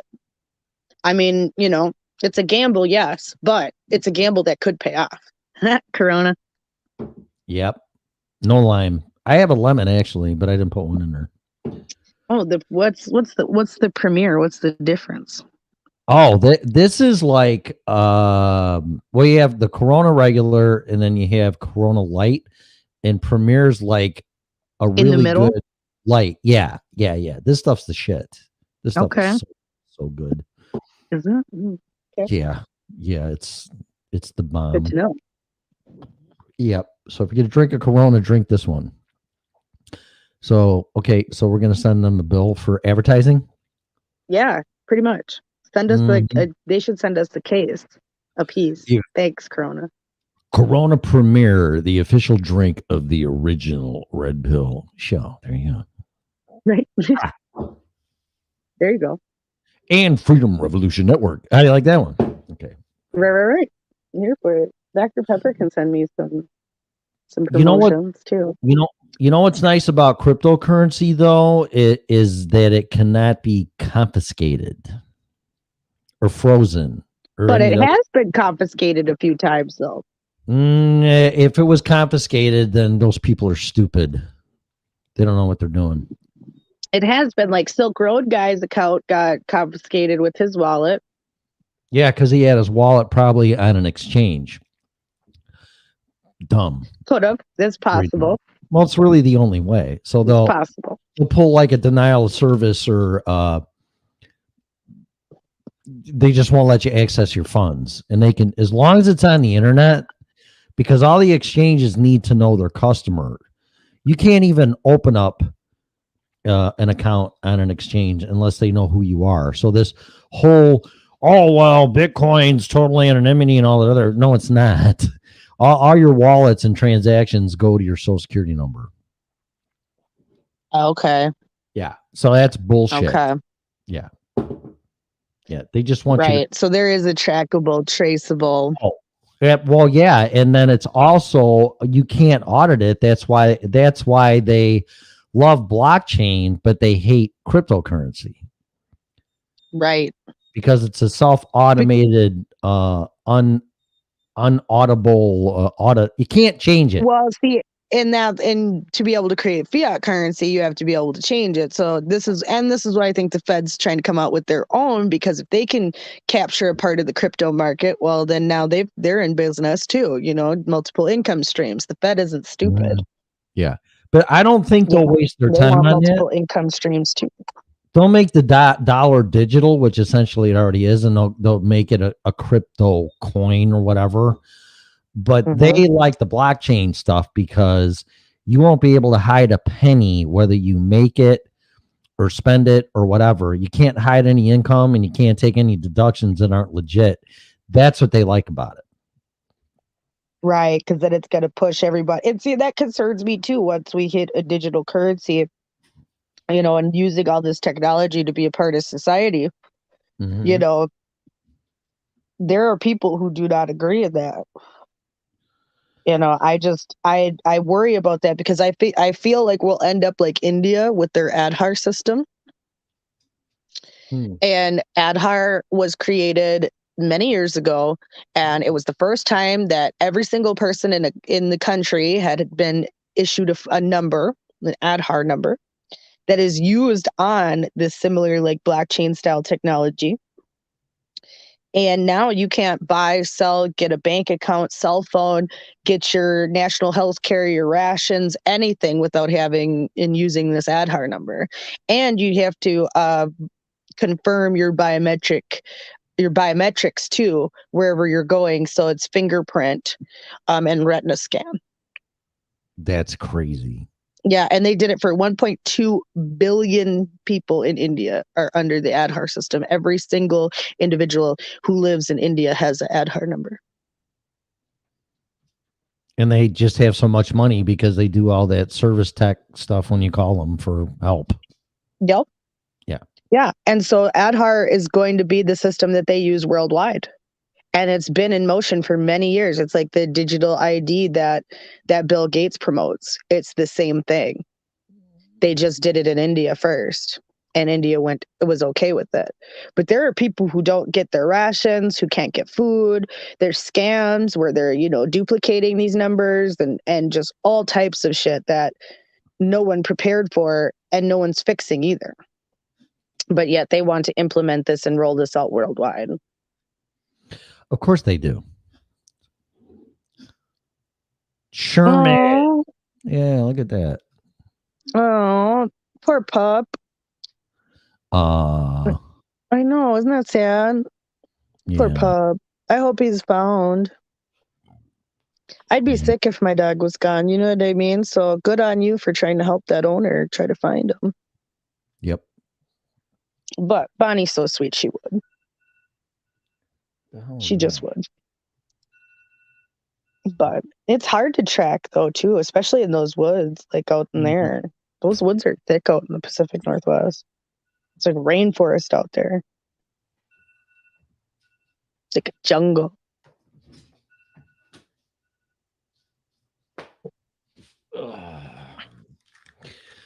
My iPad alarm was going off. I had to shut it off. Oh, was it? I see. Yeah, so I think that crypto is going to be an important part of whatever people do too, if they choose to partake in it. But I don't see any harm. Even some of the cheaper ones right now, like Shiba Inu coins and stuff, where you can get on, the bottom level of. It's not a bad idea to invest while it's worth pennies on the dollar. No, you got nothing to lose except what you invest. But I do agree with you. Eventually, down the road, even Bitcoin's going to go to zero. I do. Yep, it will. I have a feeling that some of these won't work out how we think it's going to. No. But the concept will still exist in some way, shape, or form. Which will be blockchain. That's what I'm saying. Which will be the blockchain. Yeah. Yep. They're just going to tie your ass up with blockchain, and you cannot alter the transactions. So you're basically screwed, which is going to knock out a lot of accountants because now you don't need anybody to do your books for you because it's going to be done automatically. But I don't even want to go. That's one of my predictions. Yeah, that is a prediction, though, that I would see happening, that they would phase out, because if you can't change it, it can't be altered, the IRS would have access to it, so there'd be no issue. Right. And it's a constant audit. It's like a rolling audit. Yep. It's an audit. Yeah, it's an automatic audit. I mean, there's nothing to audit. It's a rolling audit. You know what I mean? They can look at it at any time to make sure it's still, all cool. So it's going to change the game. And this could be why they're hiring 170,000 new IRS workers. Yep. They tried to come out and say something to Elon Musk about it, and he snapped back and was like, you think those people they're hiring are for you or for me? He was like, they already have high value asset audit teams at the IRS. He was like, they're hiring those people for you. The individuals, the citizens, the little people. He was like, if you think they're hiring them for me to come after high profile and billionaires, you've lost your mind. They're coming after you. No, because they know how to hide it, and they got attorneys anyway if they do come after them. So it's not going to phase them. No, it's not going to phase them. So like he said, he was like, if you think these extra people are for us, we already have high value audit teams that exist. He was like, that's not the case. So, and I do believe him. It's going to be for us. Those 170,000 IRS workers are going to be for the individuals. Yes, because the peasants are making way too much money and they're not officially. Exactly, because, taxation, we got to tax them to death, death or taxes, Because the queen wants a new Cadillac, so we have to make sure the peasants are paying their fair share. And we know they are hiding their income, so therefore, I declare that there will be blockchain technology and we will hire 175,000 IRS agents to get every dime out of your peasant debt-ridden ass. How do you like that? Well, that's just it. We're used and abused, and they don't care. And it's all right because it furthers their, the greater good. Individualism is dead. Yeah, right. Exactly. Well, that's just it. Individualism's dead. You're not allowed to be an individual anymore. That's not allowed. You must be a part of the collective or nothing. How dare you, as an individual, think as an individual? Right. What is your problem? How dare you? Exactly. How dare you? How very dare you? Mm-hmm. Like, seriously, that's how they treat you now. And it makes no sense. And you know what we got to talk about sometime too is bring up the Magna Carta, because this shit goes back all the way to then, because the king was being an asshole, and well, maybe we should let the peasants be able to buy land, and this and that. And then the Constitution was pretty much based on the Magna Carta. Hey, Migto, everybody's here. It's a party now. It's a party. Now I should get a drink too. Huh? Yes, Corona, the official drink of Freedom Revolution Network, and Clarity at Midnight. Rude. Clarity After Dark, which we will be coming back. I'll probably do a show Friday. I'll be on at midnight though, not 11. These kids lately, I cannot get to go to bed, so I can't guarantee an 11 o'clock start time. Yeah, welcome. Like I used to.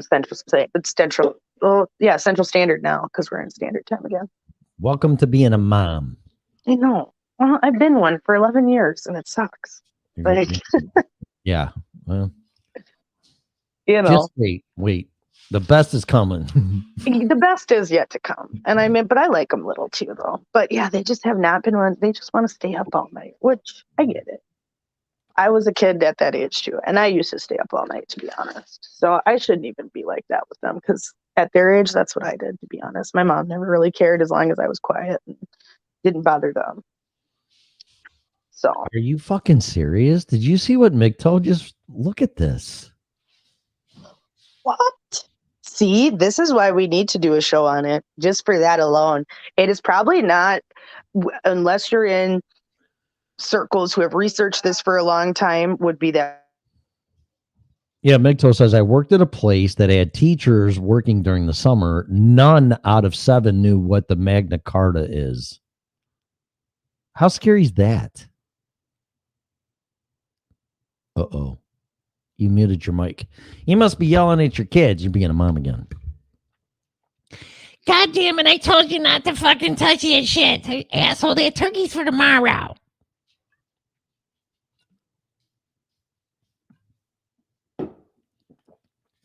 Okay, well, that's ridiculous. What's going on with Bonnie? Bonnie says, I have mine getting repaired, just waiting for parts, very low inventory on computer parts. Yeah, no shit. That's a supply chain that's a mess. Yeah, I know. And especially, too, because the chip shortage or whatever. So we don't have no parts for nothing. And we should have thought about this. And everybody made fun of Trump for saying, buy American, hire American. And look where we are now. We have such dependence on other people that when a dip in the supply chain comes, we have a problem because everybody shut down for months. People forget certain factories were shut down for 6-7 months. They probably had to rehire everybody if they even stayed open, if they even could survive being closed that long. People forget that too. Businesses, they act like businesses have an endless supply of money themselves, but that's not the case either. No. To be honest, I mean, truly. Yeah, no, it's all a crock of shit. And then if you do, here's my whole thing, because I ran a company for 20 years, and at the end of the year, you try to get your profit down as low as possible because you're taxed at a corporate rate, state and federal. So you don't want a bunch of money sitting around. So you either spend it or you do this, or you pretty much spend it, buy a truck, do whatever, capital expenditures, pass it out for payroll. You don't want a lot of cash sitting in there every year. But that really fucked people when COVID happened and all of a sudden they just lost their business because they had nothing to fall back on. I got to play something for you. Everybody. This is, I think, groundbreaking. I don't know if this is the one. This is it. Okay. So I'm going to turn this down. And Mr. Computer is thinking. Okay. Skip ads. Okay. I got to go all the way. All right. So if you want to learn about cryptocurrency, there's no one better than Max Keiser. And I don't know. Did I pot you down, Scarlett? I don't think so.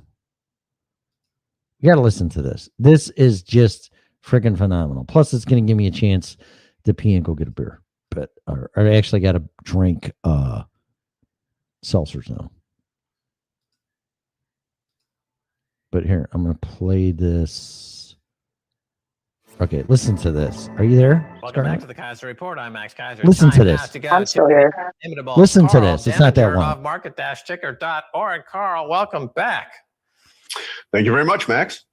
All right, Carl Denninger, supply chains have almost entirely collapsed. How did all this happen, and is there a way out of this disaster? Carl, solve the world's... Oh, Max Keiser. For us. Yeah, Max Keiser, right. Well, this happened because we have spent the last 20 years building a interconnected and highly complex supply chain that relies on things coming from other countries being containerized and palletized and such and shipped across oceans.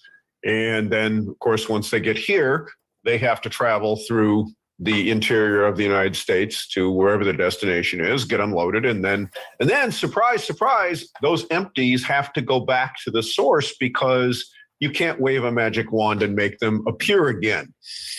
So since we don't have Star Trek style transporters, if you have a bottleneck anywhere in that process, it breaks down. And that's what we have going on. So we have ships sitting off the coast of California. They're not being unloaded, but it is not because California is a bunch of pigs and won't let people with more than 3-year-old trucks into their terminals. that certainly is a contributing factor. But the fact of the matter is that if the warehouse operator in the middle of America somewhere doesn't want to pay people what they want to unload the container when it gets to the warehouse in, say, Arkansas, then the empty never goes back to California, never goes back to China, it doesn't get filled up again. And so anywhere you have this breakdown in the process, you basically break the entire system. And we've done this largely through our policies that we took in response to the pandemic. And these policies have not only been maintained over the last 18 months, they've expanded. And so as we continue to do this, we continue to create a bigger and bigger squeeze. So you're mentioning also the problem of labor and the labor shortages, labor problems all over the country and all ends of the infrastructure and the logistics of moving stuff around on trucks. Truck drivers are looking for more money, or they're being disincentivized to join up for different reasons. Let me ask you this. So, we've been talking for a long time. We've been covering markets for a long time. There's always historically kind of a give and take between the finance market and the labor market. And starting in the 1980s, you had a period of finance taking over from labor. Labor had a great decade in the 70s. Then Reagan came around, he fired the air traffic controllers, and we had this huge financialization wave, derivatives wave. And it's been really 40, 45 years of bond market rallies in the financialized world. Are we at a point now where that trend is going to reverse? Are we going to see a shift of the pendulum back toward favoring labor? Is that a good way to look at it? Am I right? Am I off base? What do you think? I think that's part of it. I mean, it's, part of what we did during the first 6 to 12 months of this thing was essentially tell people that certain people were essential. They had to go to work. They had to stock your store shelves so that you didn't starve to death. And other people got to sit home and smoke beer, drink beer and smoke bongs. And so now that person that was on the I have to go to work side of the table saw that he wasn't really valued. He was seen as a cog in a machine and not really anything else. And so when you impose constraints on people, they increase their price. And it's just like anything else. If you have very few televisions, the price of televisions goes up. If you have few cars, the price of cars goes up. Well, if you have very little hours of labor available and you impose constraints on the people that would provide it, what they insist on in ordering to go to work goes up. And that pendulum did swing far to the other side over the last 30 or 40 years. And usually when things go too far, they tend to come back rather violently. And so, I think a lot of what we're seeing is that people were exploited and abused for a long period of time. They've had enough. And now there are enough of them that they can impose pain on those who say no. Yeah, structurally speaking, it's interesting. And again, we've been talking for a long time about the ins and outs of the structure of finance markets and bond markets and the government bond markets and the misreporting of inflation, and also how when the asset prices were going up because of all the money printing, labor costs did not go up. And I posit that has a lot to do with almost financially engineering labor out of the picture. Certainly all the jobs went to China, the factories went to China. So looking structurally at these markets, let's look at interest rates for a second, because once again, the central banks are threatening to raise rates, to fight the inflation. That only 6 months ago, they were calling it deflation, but now they're more accurately calling it inflation. But it seems the question is do they have room to raise rates? B, wouldn't this be a net gain for anybody, for the non-financialized sector of the economy, Carl? I don't know that it is. I mean, you look at what's going on like with John Deere right now. Okay, they've gone out on strike, and the company has said, well, we'll offer you a 5% increase. Well, 5% doesn't even cover the cost of living increase for this year in terms of consumer price index. Okay, and we know that's understated. We know that the cost of fuel, for example, is close to double over the last year. If you're a trucker and you're being paid by the mile, what's the largest input cost into running a truck? It's the cost of the diesel fuel that goes in the tank. Okay, so this is throughout the economy. And part of what happened in the 1970s is that labor got behind that ball. Then they pushed very, very hard to catch up. And by the time that Volcker did what he did and continued on for a while, everybody seems to forget that there's a 12 to 18 month time lag between when you do something and when it shows up in the price level generally. And that's always been the case. So by the time that labor got what they wanted and kept getting what they wanted, they went another year and a half beyond that point and ended up bankrupting a bunch of companies because the cost inflation at that point was gone, yet the labor side of it continued to prosper from it. So that went too far. Then it snapped back. Now we've gone too far the other direction. And we're probably going to see the same sort of thing happen again, because that's just the nature of humans, is that we don't look at things. We said, well, we have to do all of this monetary stimulus because of the pandemic. Well, the fact of the matter is that whether you think you had to do something because of the pandemic or not, 18 months later, here we are. Here's the inflation. But Trump caused it by putting all of that credit into the economy originally. Was it a price that we had to pay? That's a different debate. But look on the finance side now. There's something going on there, too, because a speculative attack seems to be launched by the financiers. The George Soroses and the hedge funds of the world realize, as long as the Fed keeps rates near zero, they're going to borrow and keep piling into assets, similar to what we saw in Weimar Germany. Part of the reason Weimar Germany got out of control was these speculative attacks. And so is it too late for a Volcker-style intervention to start raising rates? No, but I don't think that that's where it's going to come from. I think it's going to come from the fact that Congress is going to have an out-and-out revolt on their hands in the midterm elections if they're not careful. If you learned anything from the results in Virginia, it's that you can push things too far. You can think that you have a mandate when you really don't, and then you step over a line that doesn't appear to be all that important. Right? I mean, everyone. What this probably turned on was this whole situation with the schools there in Loudoun County. But that was, again, somebody stepped 1 inch too far over the line, and there was a political earthquake that came as a result of it. So I think we're going to see the same sort of thing. But remember that the Federal Reserve is to a large degree beholden to what Congress does. So everybody likes to talk about Paul Volcker raising rates, but the fact of the matter is that if Congress during that time had been printing up huge deficits in the hundreds of billions of dollars, Volcker could have never gotten away with that. Never would have happened. And so it's nice to point in one direction, but it's not that simple. It comes out of the confluence of both political and monetary policy, because the two are intertwined and there's no way to disconnect them. But hasn't there been a slew of derivatives and pro-derivatives laws passed since Volcker that really handed the keys over to the financial sector in a way that, as you point out, the two are joined at the hip? But it seems that legally and pragmatically, there's no room to do a Volcker at this point, because you've just given all of the leverage to the financial sector, Carl.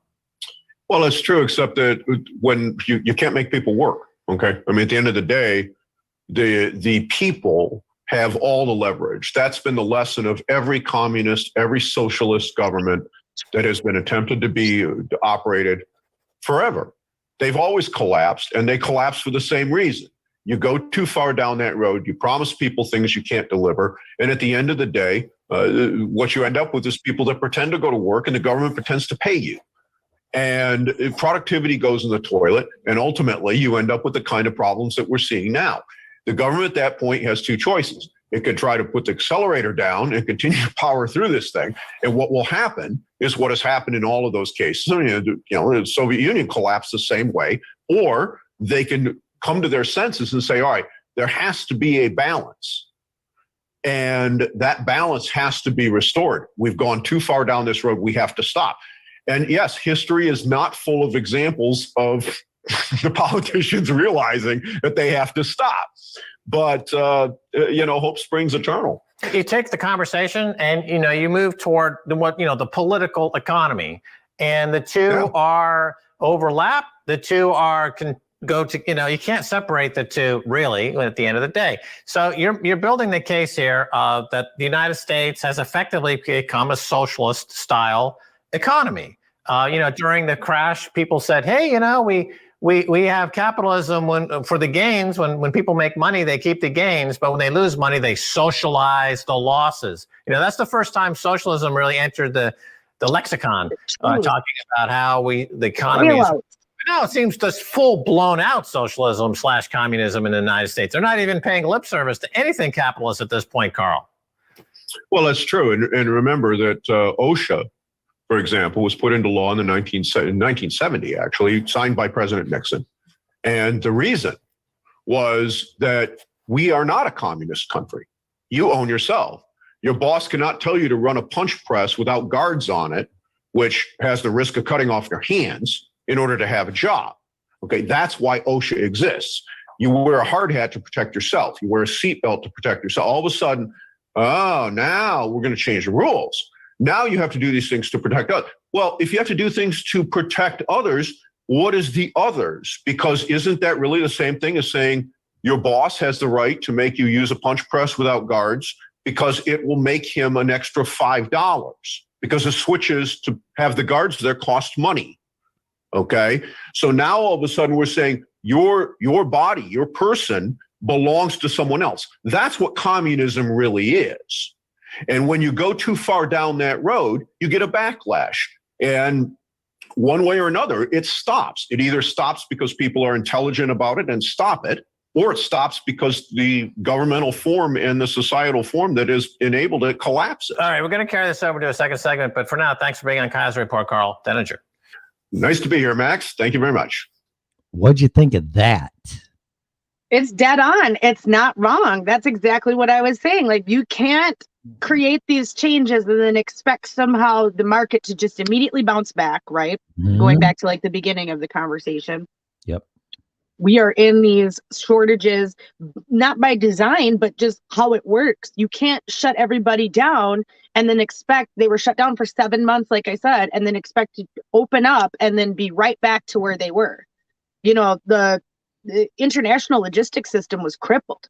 I mean, it was at a point where it was hanging on by a thread already. So to have any disruption was a big deal before. So to have that level of disruption where things were closed for months on end, that's going to affect things. And then going forward to like the capitalism, being extinguished. That's absolutely true. Like Max Kaiser was talking about with like the bailouts, it turned to completely socialized financial systems. They could take the risk out in the public, but then they would cry and have the government bail them out. Mm-hmm. And that's communism. When the government is paying for a business, it's communism. In fascism and corporate socialism. Correct. A lot of things. Because where are all the people getting bailouts as little people? We're not. We're getting fucked. We're paying for it. Oh, they sent us a funky ass stimulus check. That's no bailout. Oh yeah. Thank you for the $300 that Bush passed out, and then what, $1,200 that Trump or Biden passed? Yeah, Trump passed out like $1,200 like 2 times. I think there was 3 total payments. One was $600, one was $1,200, and another one was $1,200. And I didn't get shit for it. Just for record, I didn't get anything. Right. Yeah, a lot of people didn't. A lot of people even had to file for it, or when they did file, found out they weren't eligible. All of these things. Mm-hmm. So for a lot of people, it didn't help. It's just peanuts. It kept people suppressed for a little while, I think. It kept people to where they weren't willing to revolt right away. I think without stimulus checks, with people, like they said, and the people who were at home, and I thought that was so funny when he was like, you had to drink, people just sitting at home drinking and smoking bogs, because it's true. Right. It's true. Like half of the people were like, fuck yeah, I get off. Shit, my dad still would have been off of work. He was off for like over 9 months.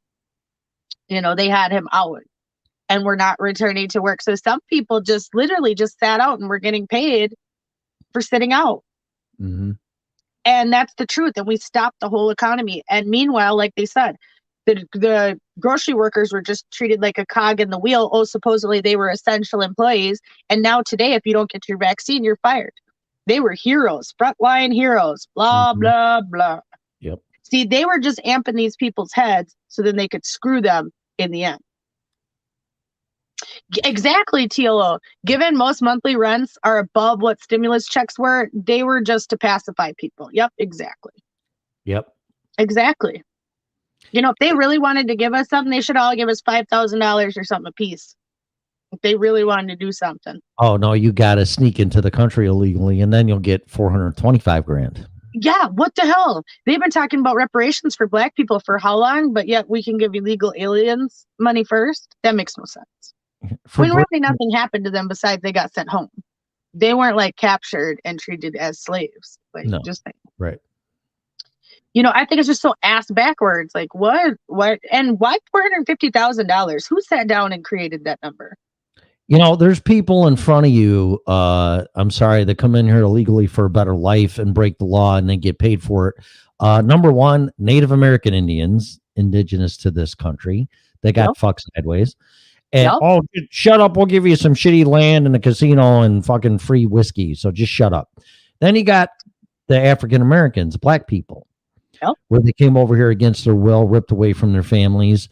And then, don't worry, we'll just put you into projects. Just have we'll give you 40 acres and a mule that we never give you, and then now we put you in projects. Right. So it's cool. Right. It's cool. It's fine. Or we will give it to you as long as you vote for us next time around. Right. And then you vote for us, and we're no longer to be found to cut that check.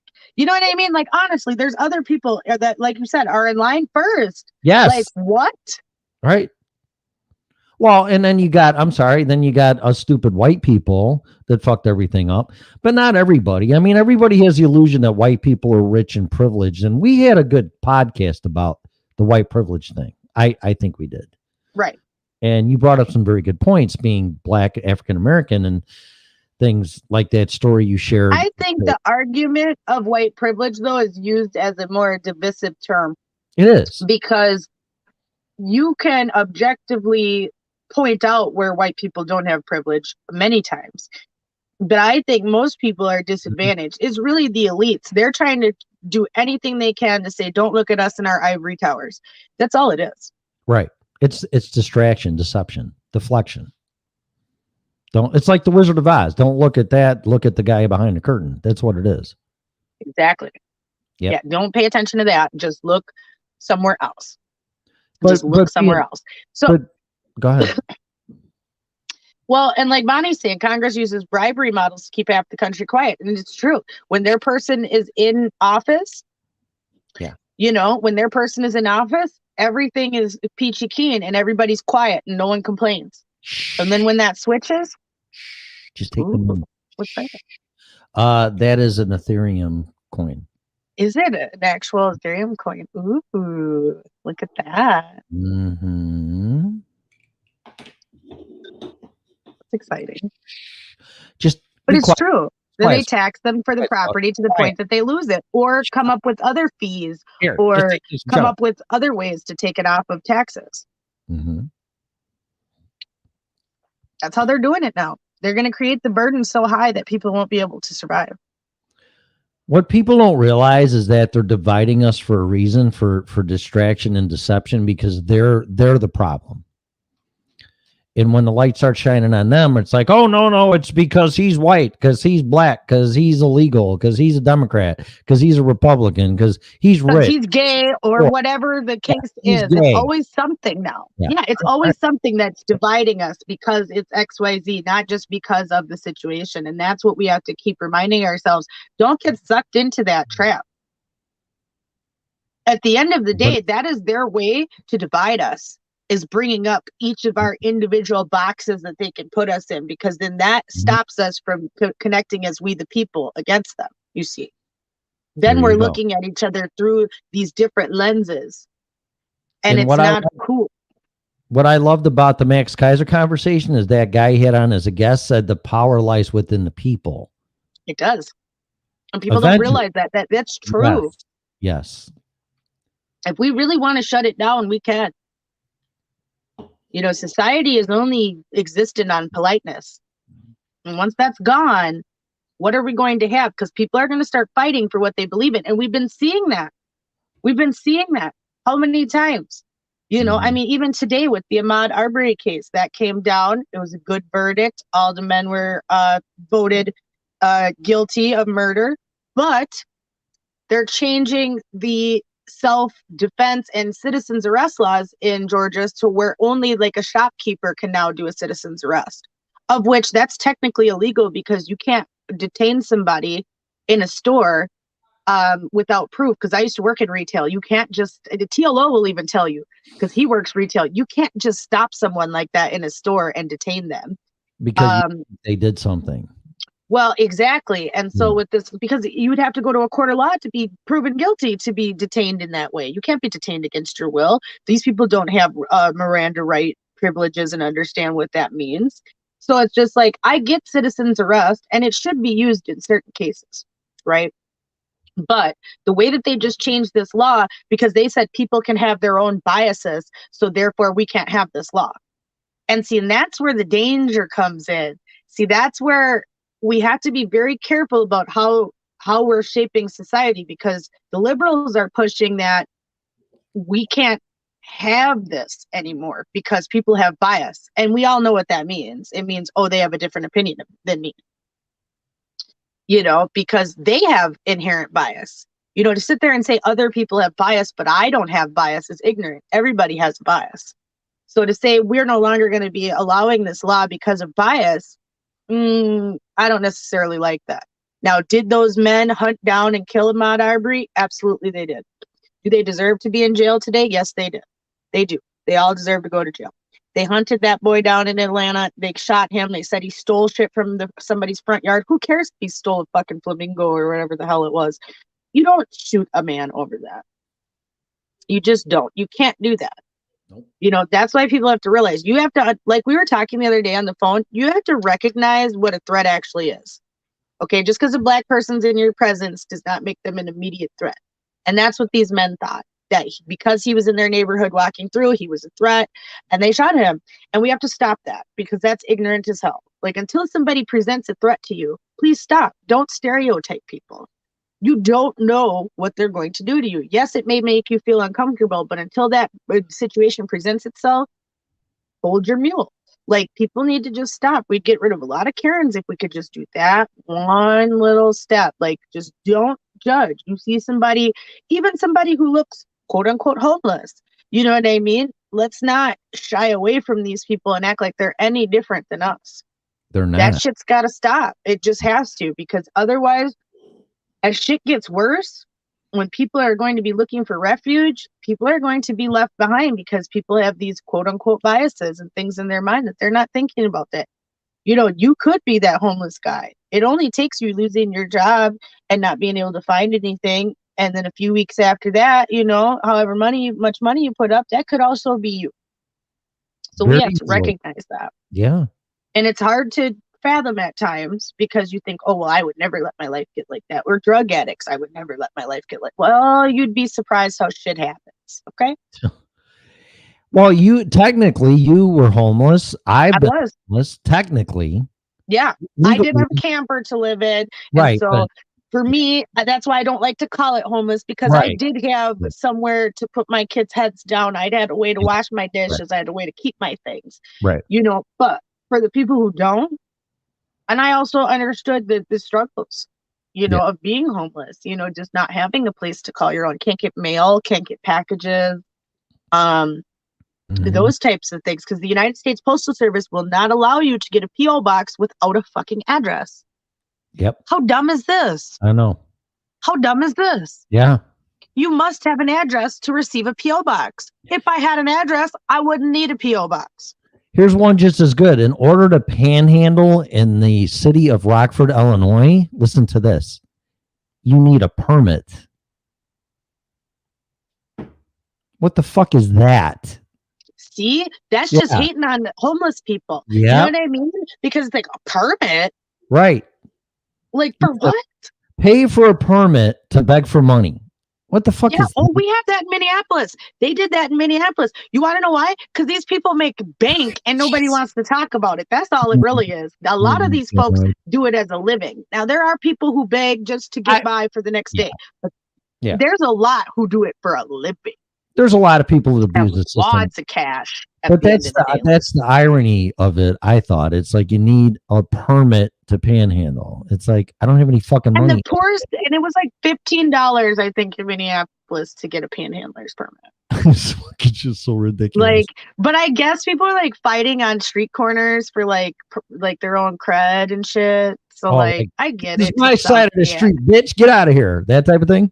Right. So if you've got the permit, then that makes you more legit. And you could call the police then and be like, look, they're trying to encroach on my corner. I've been here. Then you could stop a lot of the bum fights that way. So I get it. Permit, bitch. Get off my corner. Right.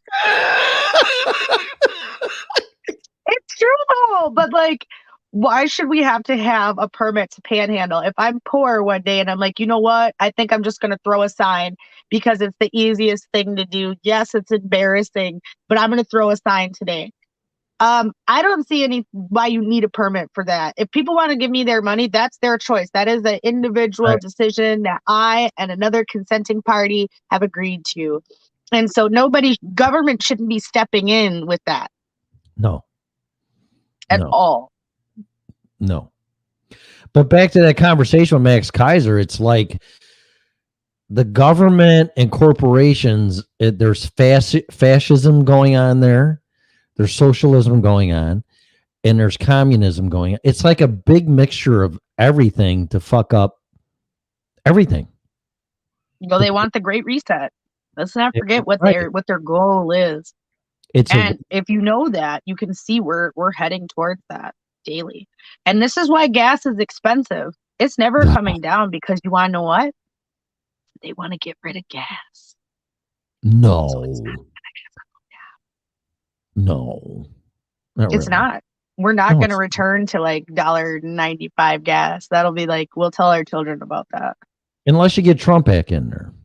Well, that's a possibility. Or someone like Trump. What if a DeSantis runs? Yeah. That'd be a strong ticket. I'm afraid to lose him, though, because then they're going to slide some asshole Democrat in here, and I'm going to leave. Well, like a Rick Scott even, who's like a fake rhino fucker. Like, nobody wants him. Like, he was trash. No, because he was the governor before DeSantis, and that's why they voted out Rick Scott. I might go to a purple state, but I will not go to a blue state. No, it's not worth it. No, I can't. Rurally in some blue states, it's all right. Even though like where I live, there is a clear divide. They have called us rocks and cows country. There's a clear divide. They told us that greater Minnesota is a cancer that needs to be extinguished. So they literally want to get rid of us out here in the country who don't believe in their shit that's down in St. Paul. And that's okay. But they need to also realize there is a lot of us. And most of us create your food, and most of us grow the shit that you want at your little farmers markets and bullshit. And it's like, if we stop, then what? How do you survive? Like, people really need to start thinking about this, because I think the more people start losing their jobs, the more jobs that aren't going to be available, people are going to start turning on each other. Yep. And it's going to be fucked up because people just need to survive at this point. So I do not blame them, because you get desperate when you have nothing else. Like, for real, like, you just get desperate. I mean, you know, if you can't feed your family, you can't pay your car notes, you can't pay your fucking rent or your mortgage or whatever it is, shit starts to get desperate. And so I'm very concerned that people aren't thinking about what's going to be there in the weeks and months ahead. If they keep shoving electric cars up our ass, they're going to overload the electric grid, and your electric bill is going to minimum double. Double, at least. There's no way we could plug these into every house. No, we don't. No. We'd overload the system. This is why I did a report many years ago.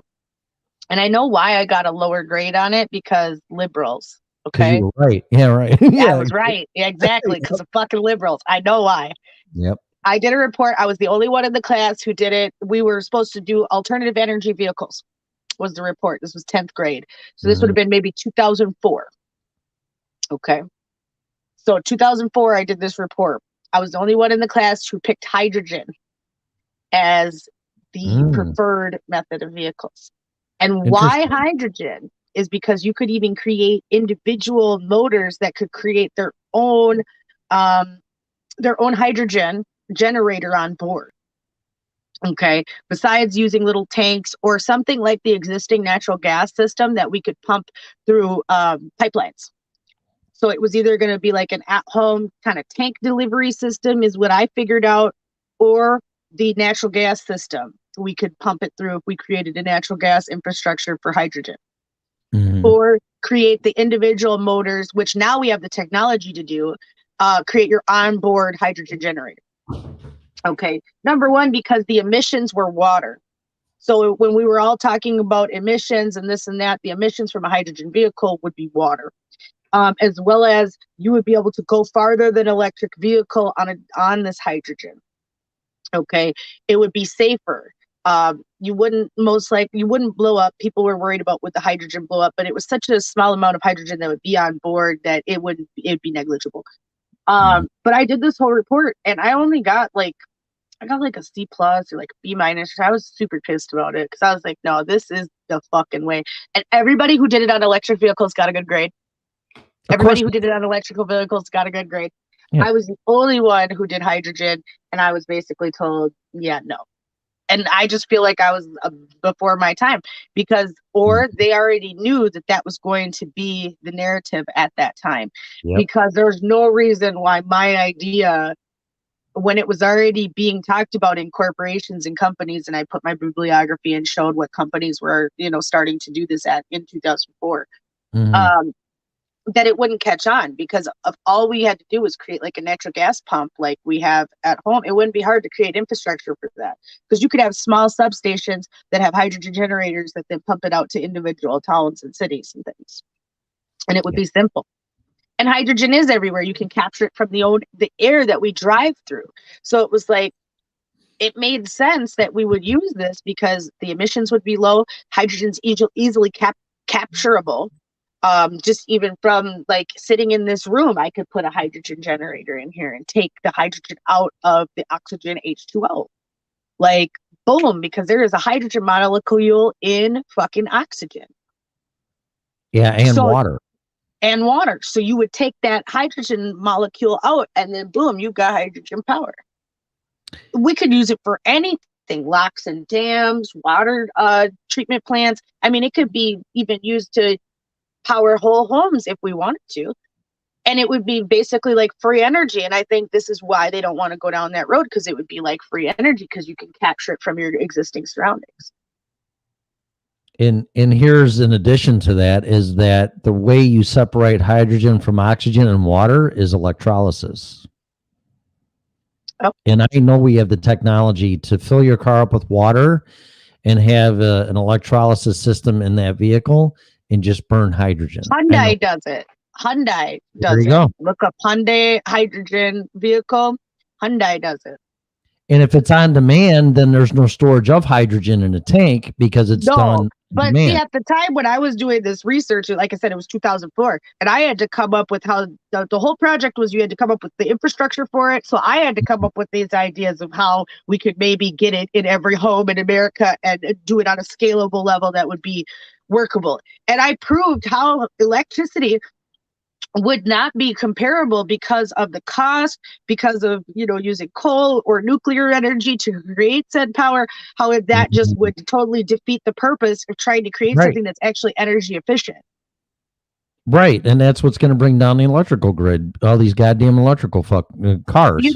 And a lot of buses, like transit buses have started to use natural gas in places as well too. And I've seen a few states and cities who have used hydrogen in a couple of small applications, but have used hydrogen as well. I think hydrogen is the way to go. If we could make natural gas work too, that's a good idea because we have an existing natural gas infrastructure that we can use. So that's not a bad idea. What's the byproduct of burning hydrogen? Water vapor, right? Correct, water. Water is the byproduct. So water would come out of your tailpipe. That's why I said at the time when I did this project, if we're going to create something that's actually sustainable and not using batteries or like electric vehicles or like and the other one I talked about was when they were coming out with like E85 fuel. Yeah. And like ethanol and stuff. And so I was like, those options aren't sustainable or scalable either compared to pure water being pumped out of the tailpipe. Correct. How is that going to hurt the environment? How is that going to have emissions? It's not. Nothing is going to interfere with hydrogen the way that electric vehicle byproducts will, because of the batteries that they create that can't even be recycled, because of ethanol, the way you have to break down corn and half that corn's GMO, all of that. Right. You know, and it's interesting. And Lisa's in Illinois, they're closing nuclear plants. And you want to know why that is? Because when I used to work for Freedomizer, we used to work for that other organization, Barefoot is Legal. There was a guy who works for them who was one of 3 nuclear programmers in the country who could go to a nuclear power plant and reset their fucking computers like once or twice a year that had to be calibrated. There's only 3 people in the country who can do that. He's been sick half of the time this past year. So that means there's only 2 in the country who can go around and reset these nuclear computers. That's a problem. Okay. There shouldn't be an old guy and 2 other people for the whole country resetting these nuclear computers. Nope. That's a joke. So I'm sure they have to shut them down or risk potential meltdown. Well, yeah, it's a big reboot, and you got to shut them down before you do that. Yeah, right. Yep. And so it's probably better that they shut them down and put them out of commission than try to run them without a technician that can come and help them. I know specifically what she's talking about. She's talking about the Byron nuclear power plant. And believe it or not, I used to live 11 miles away from that plant. Really? Yeah. Did they give you like potassium K2 to have at your home? Yeah, because we were supposedly in the safety outer ring, which is like 10 miles, and we were 11 miles. It's like, give me a fucking break. Right. They did. But there's a nuclear plant in Becker. And if you live in that town, they make you sign for like your kids to be able to have potassium K2 at school if something were to ever happen, and you got to sign off on all this shit. Yeah. But they said pretty much like 200 miles from that plant, you'd be in some big trouble. So, I mean, even where I am, could potentially be affected by it. And in the cities where I lived before, I was definitely going to be affected by it because I was even closer. Yeah. And that's the problem. We're switching from nuclear power. How is that energy efficient and or safe, emission safe, any of that? Nothing. We shut down coal. Volcanoes put out more CO2. We need to quit the shit. One volcano puts out more CO2 than anybody. They said for like the first 100 years of like the last 100 years of society, there was one volcano that just blew up that put out more CO2 than all of society. I think that was when Katovar had blown. That's what you said. In Papua New Guinea. Yep. I think that's where it is. Where's Katovar, y'all? They shut down that nuclear power plant in Byron, which supplies power all the way back to the city of Chicago. Your rates are going up 30%. See? I can promise you that. Yeah. Look. And this is what people need to realize is that as these industries get affected, as they get shut down, as these supply chain issues happen, now as they're coming back out with product, we're getting the price increase. Yep. The prices of even turkeys this year across the board have been interesting. Some states they're 47 cents a pound. Other states they're like $1.15. Some states have been like $2 a pound. How much was that organic chicken you told me about? Organic chicken was $8 a pound. So it was like a 3 or 4 pound chicken. And it was like $50 for like a chicken. That's ridiculous. Like it was ridiculous. Like who can afford that? Who can afford that? That whole term came out, it's organic food. It's like that threw me for a loop before I woke up because it's like, wait a minute. What does that mean? Organic food. Fucking food is organic. What are you talking about? Right. They didn't tell you that they added all these chemicals. They didn't tell you that they added all this bullshit. Yeah. See, look, Casimiro. And see, this is the next step because remember, a few years ago, they shut down all the coal plants, all the coal-fired plants across the country. They were like, we have to shut them down. They're toxic. They're this, they're that. It's awful, yada, yada, yada. And here we are now. So now we close the coal plants. Now we're going to close the nuclear facilities. And then what? For fucking wind? Do people realize that you cannot recycle a wind turbine? Plus, they're killing birds and stuff. They're flying right into them. You can't even recycle any part of a wind turbine. It is all toxic, and you can't even throw it away. So what the hell are we building them for? Well, that's just like the batteries in electric cars. After 10 years, you got to bury them in the ground because they're so caustic. They're dangerous. Chicken was $3 a pound, TLO. I had went to Walmart.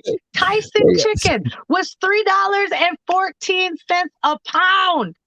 I'll be right back. Like what? I could not believe it. Hell, the turkey, I think the turkey breast that I had gotten was like $4 a pound that we just got for Thanksgiving.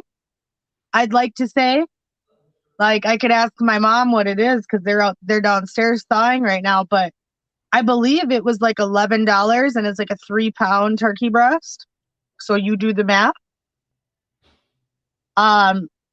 So we bought 2 of them. So, I mean, just think about that. Because we're not doing a whole turkey. Because, I mean, I usually make a bunch of shit out. But honestly, I still end up having so much left after. Even if I make bone broth, turkey and dumplings, turkey noodle soup, and I get tired of making those leftovers every year, to be honest. So I just did 2 turkey breasts this year. We're going to deep fry them. I'm going to inject them tonight. I'm making homemade dressing. So, Southern dressing. So that's going to be with sage sausage and cornbread and celery and onion and all that. So that will be delicious. That's one of my favorite things because I miss my daddy very much. And so it'll be different. This is my first Thanksgiving. Last year we didn't celebrate with my mom and my dad, but this will be the first year that my dad isn't living for one. So, I feel some set torch sort of way. I saw a picture of my dad the other day on my Facebook memories, and it really brought me to my knees to be like, I miss him very much. I wish he was here. So in his honor, last year, though, he walked me through how to make everything because I was making it on my own for the first time. So I do know all the recipes. Ooh, black cherry. I had a vodka Collins that I made for myself. So it'll be good. And then I'm going to make baked macaroni and cheese. So there'll be baked macaroni and cheese, deep fried turkey breast, dressing, and then mashed potatoes and then homemade gravy. And that's what we're going to have. I didn't want to make too much stuff. So you've inspired me. How many times have I brought up to you, either off the phone or on the show, about Nikola Tesla? Quite a few times. Look at this. Ooh, that's exciting. He was in Colorado Springs, huh? He was in Colorado Springs, and these are all his notes. Right? Look at the date. 1899 to 1900. Yeah. And this book pretty much proves that wireless transmission of electricity is a reality. Right. And this is what we need to do. You know what? There's this guy. I got to stop at his house. Okay. The next time I go up to the cabin, somebody has to remind me this too. There's a guy who has a sign outside his house, contact me for free energy options and all this other shit. And I want to stop and talk to him because I feel like he knows.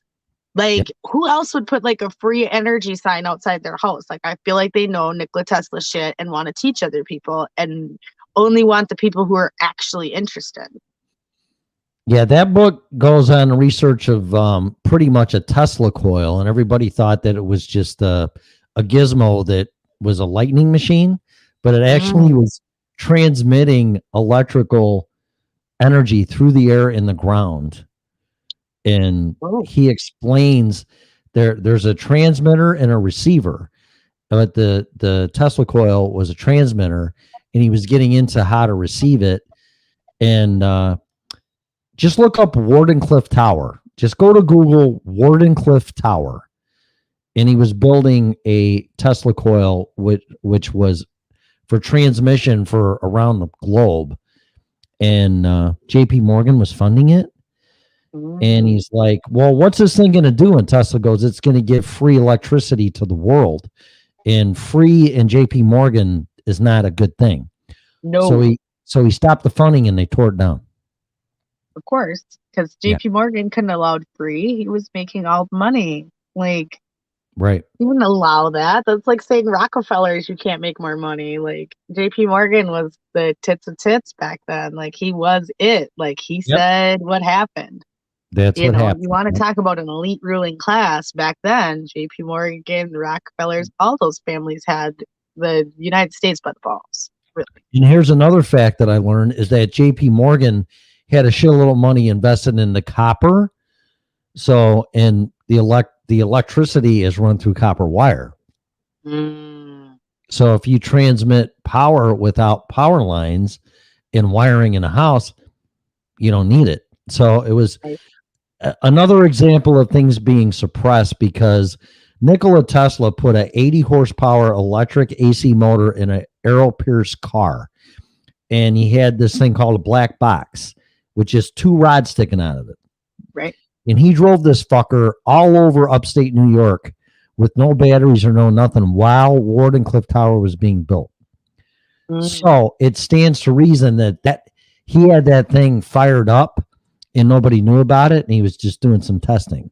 So the electric car has been around since 1920 maybe or earlier.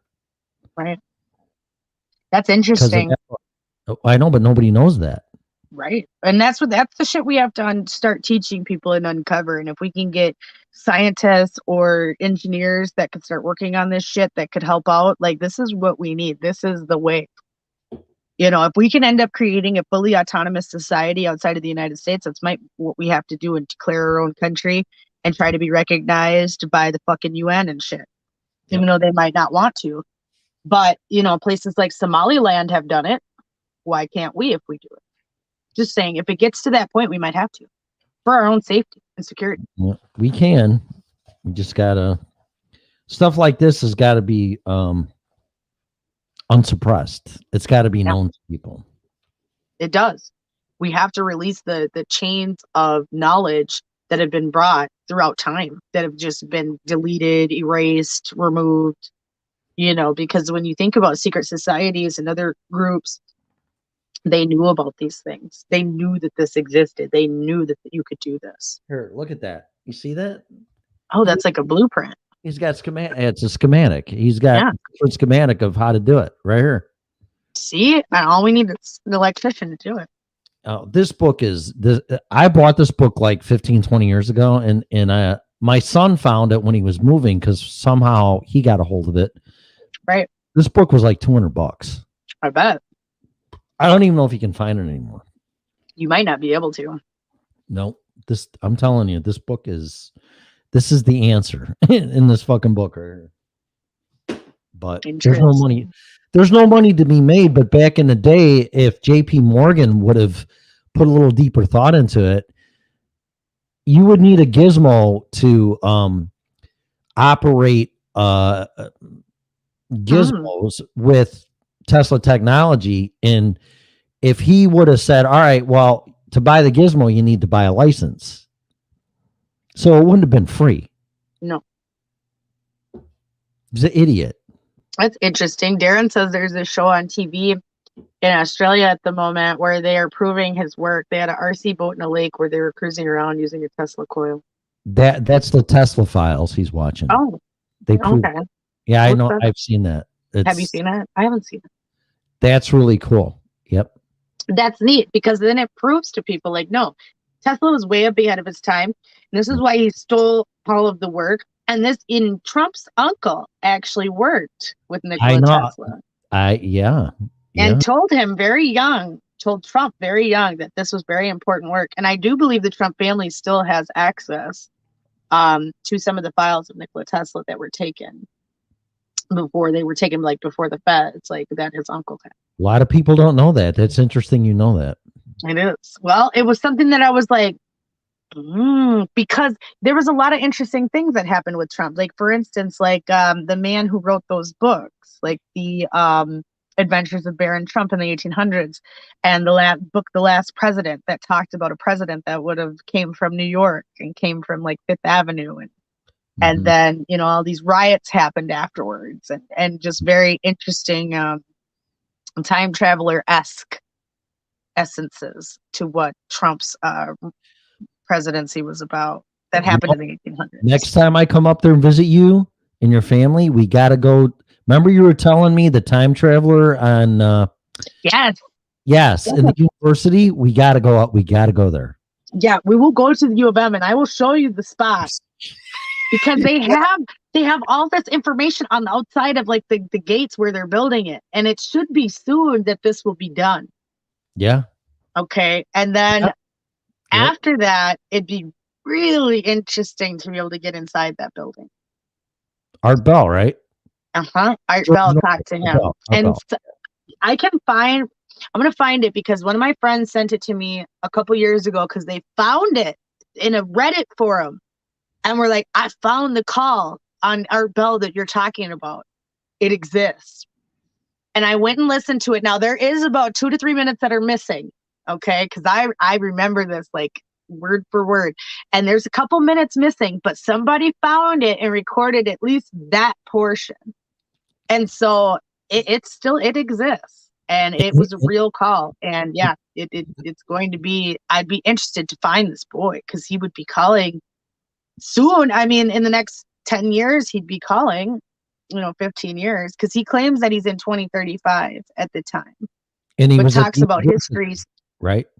Yeah. And talking about what happens from 2030 on, because he says in like 2030 or like 2028, like Congress disbands permanently. And just does not come back. And at that time, it's a complete police state. You can't even speak out or else the police will be at your door type situation. Mm-hmm. Whoa. He claims that the last elected president was George W. Bush. And this is 1999.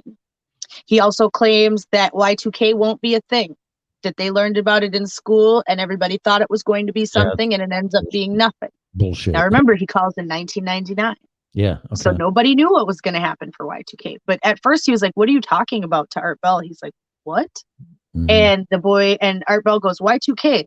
And the boy's like, Y2K, Y2K. It's like, oh yeah, we learned actually about this in school and everybody thought something was going to happen and like the world was going to end, but it didn't actually end. And that's how and I was like, shit. Cause I listened to this after obviously Y2K.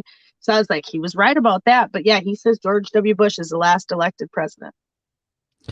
The only thing that could happen for Y2K for me is it made me a Mac user. Right.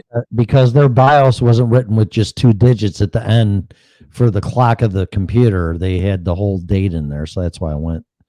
Yeah, no, Stan Len, he claims that there is a time travel portal in the basement of the U of M physics lab, that there is a wall that he could turn on downstairs, and he was in class because in class they learn about Art Bell and got to listen to Art Bell shows in class.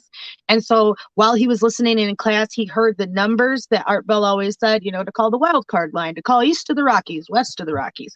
And he took one of those numbers and called and pulled himself on the wall in the physics lab because he was working on extra credit after school, pulled himself into the night of the Art Bell show and fucking called the Art Bell show. That's what he claims. That's what this Jameson boy claims that he did. So, and he claims he did it out at the U of M physics lab in the year 35. And they're building a new physics lab right now for the U of M. And I went to a Lindsey Sterling concert 3 years ago, and they just tore down the physics building that had been there since 1895, and we're building a new one. That's so fucking weird. And so this was after I had heard that story, and there wasn't a new physics building for the U of M. So once I started seeing that being built, I'm like, shit, well, it's within fathomable that 15 years down the line, they'd still call that a new physics building. They'd call it the new physics building. They really would, because it had been there for 100 years. Right. So I was like, this could be it. Like, so I'm very, very interested in that one, because that was one of the time traveler calls that I was like, that motherfucker could be real as shit.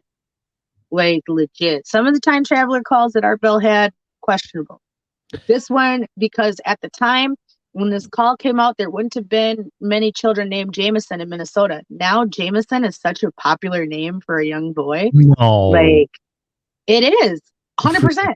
100%. It's super popular now. Like when I named my son Davison, a lot of people are naming their children like Jameson and this and that and all this other, like, no, that about that time the name became popular and has maintained popularity since.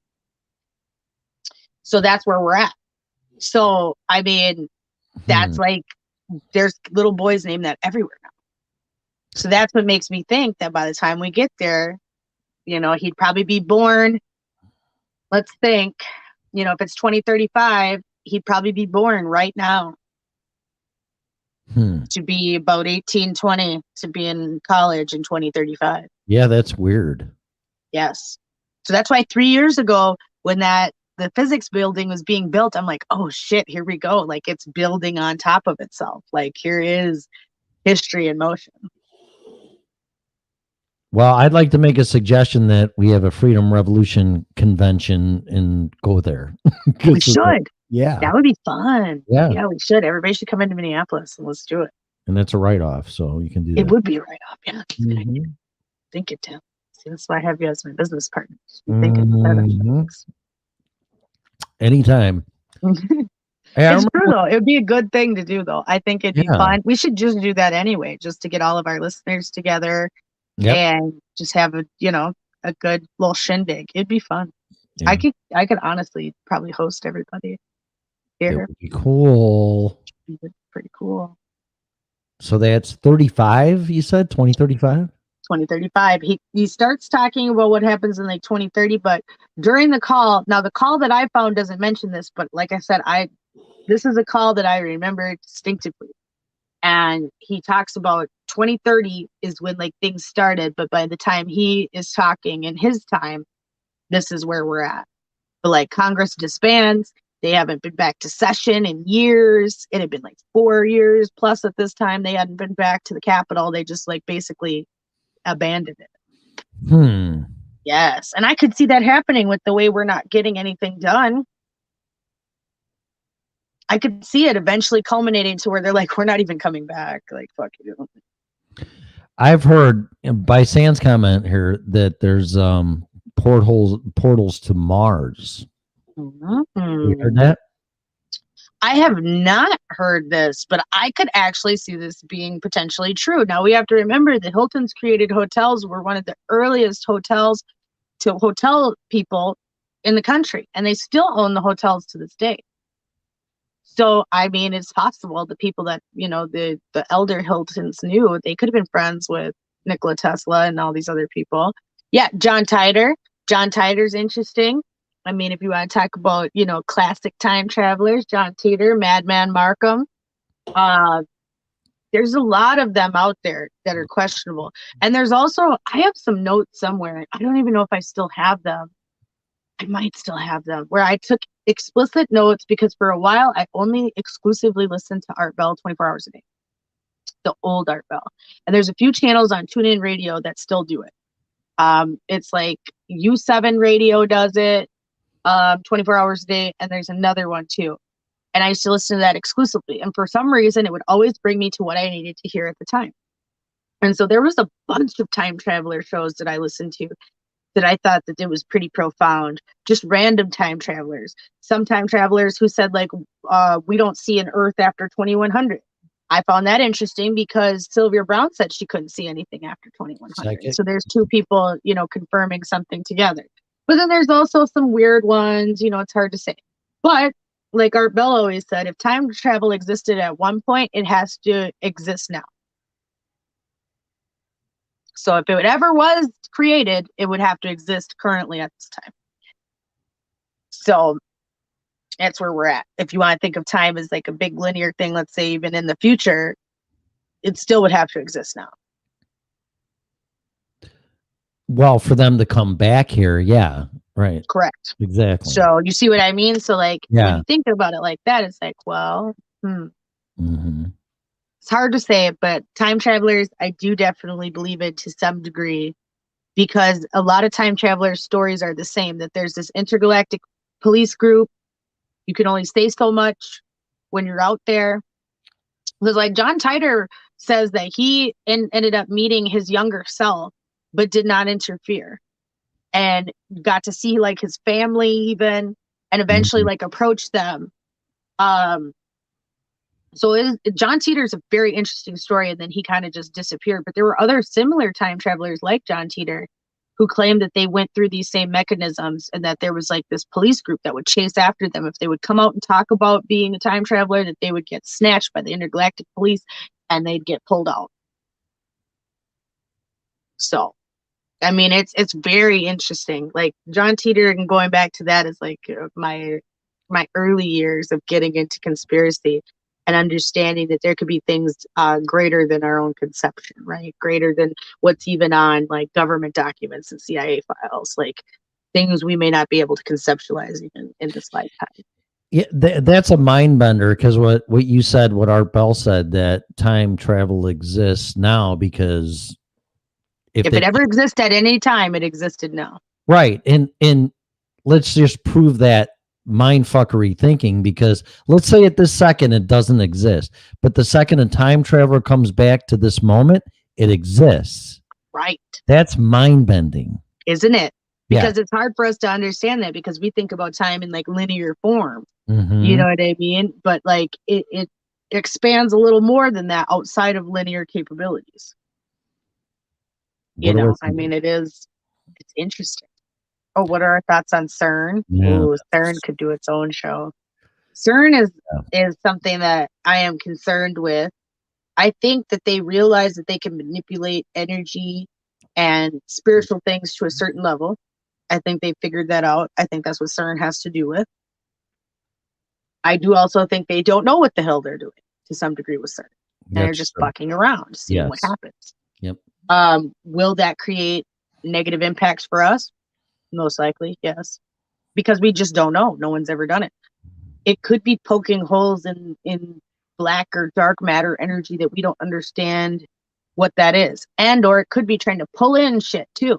They could be trying to manifest demons out of this fucking CERN portal. Okay. And bring that shit to Earth on their side. Okay. But I don't think that they realize that if they pull this shit through the veil, they're not going to be able to control that shit. It's cute in theory to think you can. But I think once you pull that shit through the veil, you're done. Like, it's going to turn around on their ass. I think that the Hadron Particle Colliders are interesting. There was one in the University of Minnesota Duluth for many years before CERN existed. So we here in Minnesota were exposed to this particle collider technology, told about it on our things. Ooh, good question. Good question. Will it speed up magnetic pole shift early? Is this why magnetic pole shift has sped up in the last year? We all need to ask ourselves this. Is this why we went from 4 miles a month to 5 miles a month? I don't know, but very good question. And we'll try to find out the answer, but I don't know. Is it already done it? My question is not only will it, but has it already done it? Because what made this go faster? But is the magnetic pole shift magnetic, or could it be geological, or both? Oh, it's a magnetic pole shift, because that's the north and south pole. It goes at a magnetic tilt and angle. Yeah, but that's the electric part of it. But I'm talking about position geographically. If it moves, Oh, it will change where the weather changes. So this is why we're getting closer and closer to it, because it is supposed to happen as it exists now. And this is why I follow Groton Solar Minimum. This is why I talk about extreme weather, because in August of 2023, we will have the magnetic pole shift. But you're talking we have 1 year. You're talking magnetic polarity, though, right? Correct. That will completely shift. Wow. Okay. It will be at Siberia at 40 degrees north, August of 2023. We don't have much time. This is why I'm dead ass serious. We have to learn how to survive. This isn't going to be a game or joke, because that's also going to change the jet stream. It's also going to change the pattern of extreme weather. Now you sound like Alex Jones. Female Alex Jones. This ain't a game here, man. Like, they're gonna fucking kill us, okay? That's where it's coming down to. Yeah. No. And we need to realize that this shit is coming. But August 2023, we will go into the actual pole shift. Some people, like the group Zeta Talk, they have a timeline of the Earth wobble and all these other things when the Planet X comes in. Mm-hmm. But Planet X and the pole shift happen pretty much Lincoln Lake. And that's going to literally wobble the earth and pop it back and forth. Pop it back. Which has happened in the past, which a lot of people don't know that. In the past. Yep. But every And people don't realize that. And that's why we need to protect ourselves and think about how do we survive this. I just recently saw an article though that I guess there are like tunnels that go from like Turkey to like up through like England and like all these other things that they found that are like 12,000-year-old tunnels. Which if you want to put it through like one of the last like smaller ice ages, 12,000 years ago. So it's interesting that they build these underground cities to survive in. There's your jet stream. Remember you were talking about that the other night? Yep. Atmospheric compression is coming down to the earth level. We're going to start seeing the jet stream multiply. Last winter, we saw 6 different jet streams that were tracking, where usually there'd be one jet stream across the whole earth, just going in a circle. And there'd be a few deviations and dips and drops. But for the most part, it wasn't like separate systems. And that's what we're getting now, is separate jet stream systems. This is why we're getting the atmospheric rivers on the West Coast, Bonnie's area, and then Vancouver. You know, Vancouver is still cut off from the rest of Canada. No one can come in or out. All the bridges have collapsed from rain. They're stuck up there. So we're only going to see this type of weather increase as the time moves forward. It's not going to get better. Yeah, like people on the Gulf. Yeah, water rise could happen.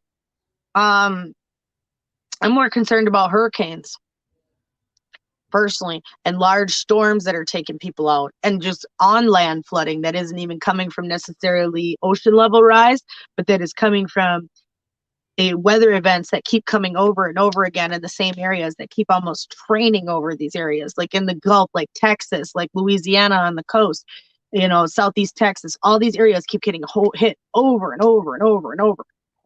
Those patterns are only going to increase, where people need to start thinking, if their area keeps getting hit over and over again, it's probably time to move, to be honest. If you want to actually survive, it's probably time to move, because the earth is showing you where these effects are going to go to. Where we're going to, if you want to call it fucking climate change, call it fucking that. I don't know what you want to call it. Call it whatever you'd like. But the earth is changing, our weather is changing, and it's only going to get worse. So we need to decide what that looks like for all of us. You know, if you see your area starting to get more thunderstorms, more tornadoes, more this, more that, you need to pay attention to that. Does your area flood now where it never flooded before? You need to pay attention to that. These might be things to start deciding, do you go somewhere else?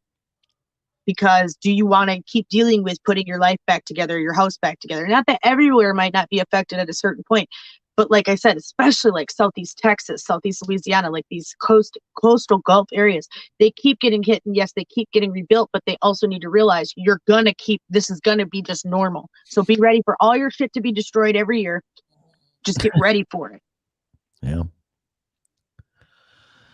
All right. So we got, this is a 2-hour and 50-minute show. Remember what we talked about on the phone, where I don't know what I'm going to talk about. And did we plan you coming on just so people know? Okay. No, not at all. I just saw you were on, and then I was doing other shit. And then my mom was taking a nap. So I was like, you know what? I'll come on air. Like, I'll just pop in on you. Yeah. So an hour show turns into 3-hour show.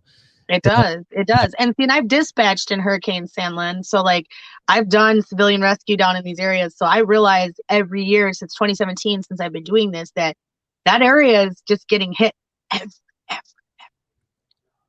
Yep. Concentrated in areas. Yeah, exactly. Right. East coast of Australia, rain, and more rain. And that's the truth. And they keep getting flushed out. Like all of New South Wales, there's like warnings every other day for flooding and this and tornadoes and that. And like, I've never seen so many warnings down in Australia before in my life. Like, and I actually follow them on Facebook and other places to get the information when shit does happen. And it's early in the season because we're not even deep into summer yet for them. And they're getting all of this all spring. Then what? They're going to have droughts in the summer? Like, this is how Australia's playing it lately. Like, they get tons of rain in the spring, wash everybody out. Then it's fucking dry for the rest of the year. They don't get no fucking rain. And then everything starts on fire. Like, and this is what's going to have to happen. So for those who want to deal with these effects, stay where you're at. For those who don't want to keep dealing with this, you need to move to an area, and don't move to somewhere that's continuing to have this. Like, a lot of people move from Louisiana to Texas on that coast. Not smart. It's going to be the same shit over there. If you don't want that shit, don't move there, because you got to think about this is only, nobody's gonna be able to stop this. You can't stop weather, no matter how much they want to use HARP or whatever it is, electronic shit in the air, cloud seeding. You can't stop the shit. It's going to be coming. There's nothing we can do about it. It's the way that we're getting to a point in history where so many things are converging at once, where the Grand Solar Minimum's converging, where Planet X is converging, where all this shit's converging at once, where we never had all these things happen at one time. And so we just have to be prepared in certain ways, and we may not be prepared for some of them. Yeah, we could get into chemtrails and HARP too. I mean, it's just endless with this stuff. It's endless, but we need to realize all of those factors come together to where we're at right now. Right. But the bottom line is, and then we got 10 minutes left because I'm going to end it at 3 hours, which is fucking insane. I know.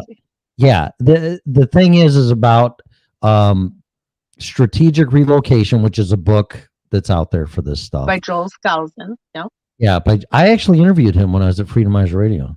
Did you really? We should get him back, because it's time to get him back. Like, I wonder if he does interviews. We should reach out and see. He was very cordial, and if I told him I interviewed you like 5-6 years ago, and he was really, really nice, and he came on, and I talked to him for a good hour about this stuff. But I think it's important because he's written multiple versions of the book since the original one now. Right. Has been updated with new information, and I think that that's important. I'd also like to know his opinion on the Grand Solar Minimum and things like that. Like, does he even believe in it? You know what I mean? Does he realize that there's this outside force of weather that's going to be coming, that does affect where you go? Well, I'll tell you what, I'll reach out to him, because that's how I got him on here. Because you know how Proof was, like, well, you got to have guests and interviews, you know? So I'm like, I'm going to go after Joel Skousen because I heard him on Alex Jones. Yes. And I'm like, holy shit. And then you'll be surprised who actually says yes when you reach out to their people. Like, literally, like it is one of those things. And we're going to start back on interviews and shit too, as we start bouncing back, because it's time to start talking to some of these experts and people who have opinions and understandings of topics, maybe a little bit more in depth than we do, right? Like, we understand the general idea of the topic, but they have the deeper dive and understand, you know? Yeah. Yeah. Darren wants a link for him. I'll get you a link, Darren. Me and Darren are friends. Okay. On the book, so I will get him a wait. Okay. But I think the bottom line is, again, strategic relocation, planning, everywhere from prepping to way back to 2012 for me, and the Mayan calendar and Planet X and all that crap. But also community, which I think you're focusing on. We have to band all together, and not to revolt or a civil war or anything like that. It's like, listen, just to exist outside of what everybody else is doing. If that's what everybody else wants to do, that's great. Good for them. I'm happy for society. But that doesn't seem like something that I personally want to pursue. Right. We just got to walk away from the system and go, fuck yeah. We're going to live our life and be self-sustainable and self-sufficient. We don't need you. That's pretty much right. Yep. Yeah, pretty much. Or die trying is where I'm at. I'm going to die on that hill that either I'm going to do this or die trying. Which is ironic. I will not live as a slave to the system. I just won't. I just made a connection because you and I were talking about this just a few days ago. And then Alex Jones comes out with the reset wars. Do you see that? Yes. I said that to you. Yes, and I think it's time, because me and Alex Jones are both Aquarians. So like, we think about this greater, bigger picture in life, right? That we've done all we can. Like the InfoWar did a good job. They have a war on for your mind. You know what I mean? We put the information out. Now it's time for the reset, and the Great Reset is coming. And I think all of us collectively, we can get into what's that science that's quantum physics or vibes or whatever, but we're all on the same wavelength.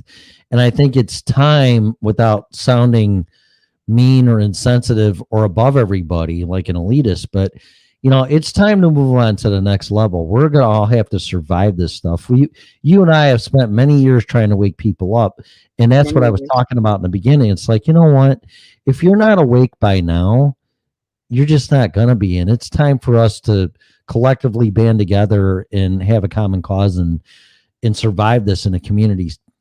Oh, Stan just brought up What? COVID. We started reporting on COVID here on Freedom Revolution Network January 25th of 2020.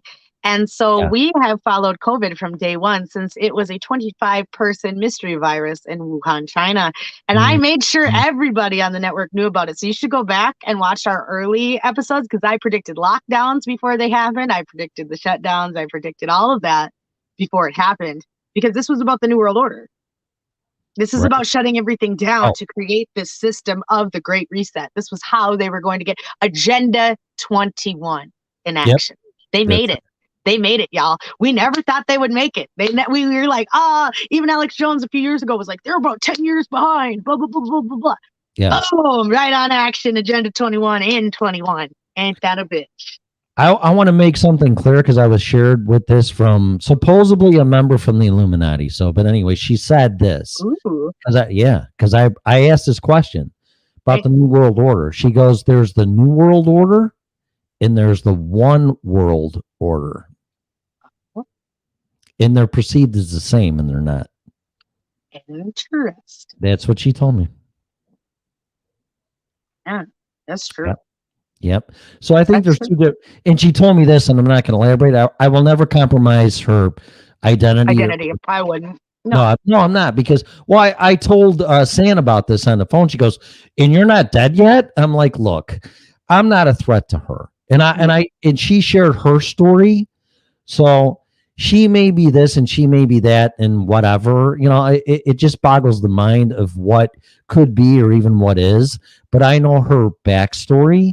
And I would never compromise her identity for that. I will never do that. I don't blame people who also get into that either, to be fair. Yeah. They're just trying to preserve their own ass. So if that helps you preserve your ass and you feel good about it, go ahead. Right. Go. Like, I just can't judge anybody because I can't say if I wasn't propositioned by these people that I don't know what I would do. I don't know. She did tell me we'll this. keep you safe, we'll make sure you live. Like, you know what I mean? Like, just shut the fuck up. I will share this. Do you know? I will share this with you. This is what she said. And of course, she could be some batshit crazy broad, but you never know. Yeah, you can't trust that. I don't think so because she said some things that I knew that were to be true. So I have my own verification of whether she was crazy or not. But she told me this. The war between the Illuminati is between the Illuminati and the Vatican. Now I can see that. And that's all I'm going to say. And I can see that. Now you're right, Tilo, though, because I don't like the principles of these little secretive groups. But no, I don't either. At the same time, when you think about groups that have been for like secret societies or things like that, we talk about this a lot. The general public just always isn't necessarily clued in enough to understand. Yeah. So I understand how secret societies and groups get created because you want to think with like-minded people who also think like you. Right? Do some of these groups go too far? I believe so. But I believe that their basis of doing it is under a guise of goodness, right? That only we kind of understand this. Other people aren't really into this. So this is what we do. But I do not like the humanity sucking ones who believe that humanity is necessarily lower than them, right? That's what I can't agree with, is those who believe that everybody who isn't a part of the group is stupider than them or just not smart or dumb or whatever it is. Right. I think everybody has the ability to understand in their own way if you could teach them. Right. I don't think, but some people are a lost cause for some of these ideas too, that we even talk about, just even trying to maintain your own freedom. People are willing to sell themselves downriver, Yeah. So it's hard to say. I wondered the same thing that Bonnie just said. That would be super stressful. How would you keep all that knowledge to yourself and not go batty? Well, because there's a narrative and an agenda is what it is. So that's what it is. You think you're doing good, and maybe in some instances you're put in a compromising position where you have to, or there's going to be consequences. Right.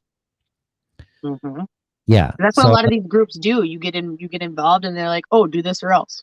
Oh, well, shit. Either I do this or else. Like, it's like, you don't necessarily mean to end up in that way, but it does.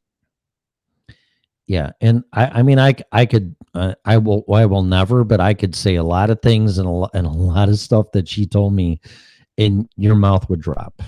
And I'll tell you, I may tell you in private, but I won't. Yeah. But yeah, when we meet up, you can tell me. When we Yeah, meet I'll up, when tell I come you. see you, that's what we'll talk about. Yeah, because the thing she was telling me, and I thought she was full of shit, and then a day or two later, it came out in the news. Oh shit! So she was on top of the news cycle and Oh, knew the to-dos She's up there. she made it Yeah. very clear. She's some title she gave me, and I don't even remember. I'm like, Right. wow. I go, this fucking bitch is nuts. And then 2 days later, it happened. I'm like, Is she that nuts? Right? Like, or was she telling the truth? You decide. But there are people who exist. but the that are thing in is, those she came up to me connections. randomly in a public place and like, why me? Why fucking me? Either it was planned or it was totally happenstance.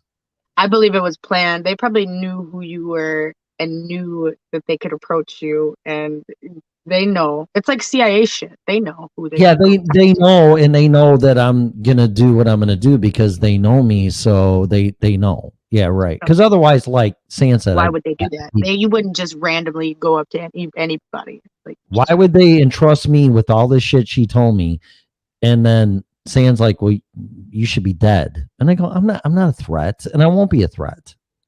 no, they want people to know what they're doing. They have to let people They know. have to, yeah, they have to, right. So, and even when So I that's start how it saying stuff, it's like, you're fucking even more crazier than I thought. It's like, you know what? I don't care if you And maybe you thought you would be attracted more to it if they gave you like some bait like that, and then it came true. You're like, I want to know more. I want to be a part of this group that knows things. You know, you never know like what their true motive is. she gave me a lot of bait, and there's a lot of famous people that she brought up, put it that way. And then when the shit came out in the news, I'm like, what the fuck? Right. Yeah. So you would be surprised. And there's really no point. That's why I was trying to tell Sand. She's like, she's worried about sharing all this alien shit. It's like, nobody's going to believe you. So don't even worry about it. Just share your experience, because it's not like the aliens are going to come down and capture you and fucking kill you or take you to Mars. Nobody's going to care because nobody's going to believe you. So that's why I don't share it, because I would cause more harm and damage than good, and nobody would believe it anyway. So why bring it out?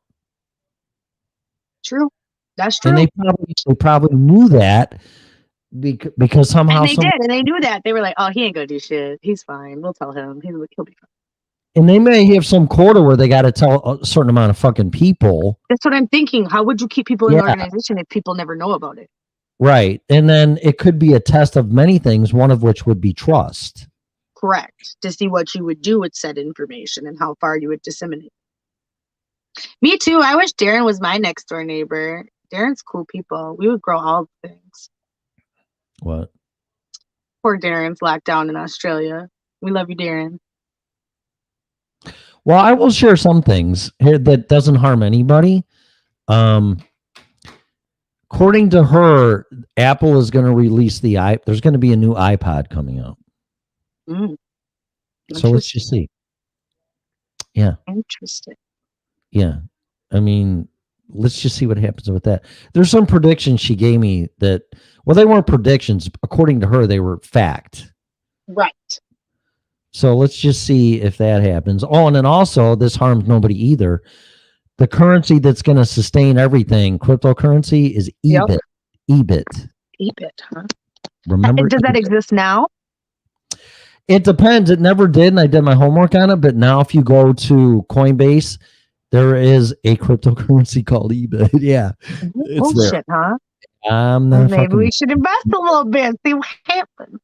Okay, like I said, if we all make a little money in the end and have a little nest egg to live off of, that helps us get some of these things. I would like to make enough money to get a bigger property that we could open like a real ranch and like bring people in and like build homes and have people like purchase them and basically have like 99-year land leases, and then we all live on the property together.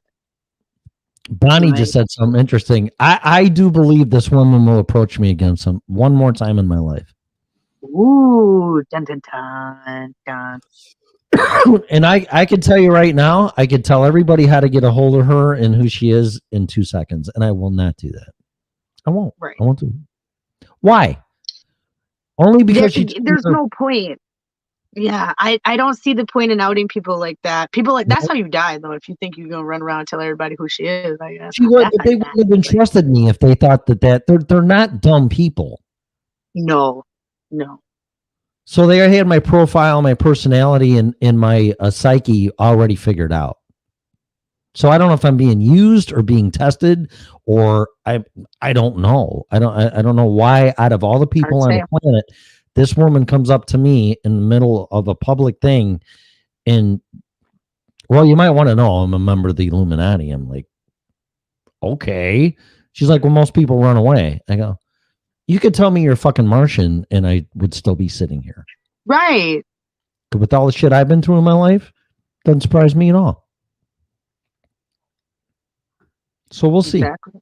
We'll see. Yeah, we will see. So I mean, we're gonna have a lot of changes around here. Hopefully, we'll bring good information all the time, like we always do. But we want you guys to be prepared as much as we can be prepared, and might as well share what we're learning as we're helping all of you. I mean, that's the best way I can see it. Right. Well, let's end the show. We went 5 minutes later than we should have. We did, but that's good enough. We're still within time. Oh yeah, absolutely. So. Well, thank you everybody for joining with me today. I'm glad you guys all popped in. It was nice to talk to everybody. Haven't chatted in a while, so I'm glad literally all of our regulars got to come in and say hello. So thank you, everyone. Yes. And thanks. Like I said, this isn't scripted. It's not like Scarlett and I are going, oh, come on the show. And, fuck it. This is all spontaneous. And I really think San will be a part of this network. That's just my prediction again and my vibe.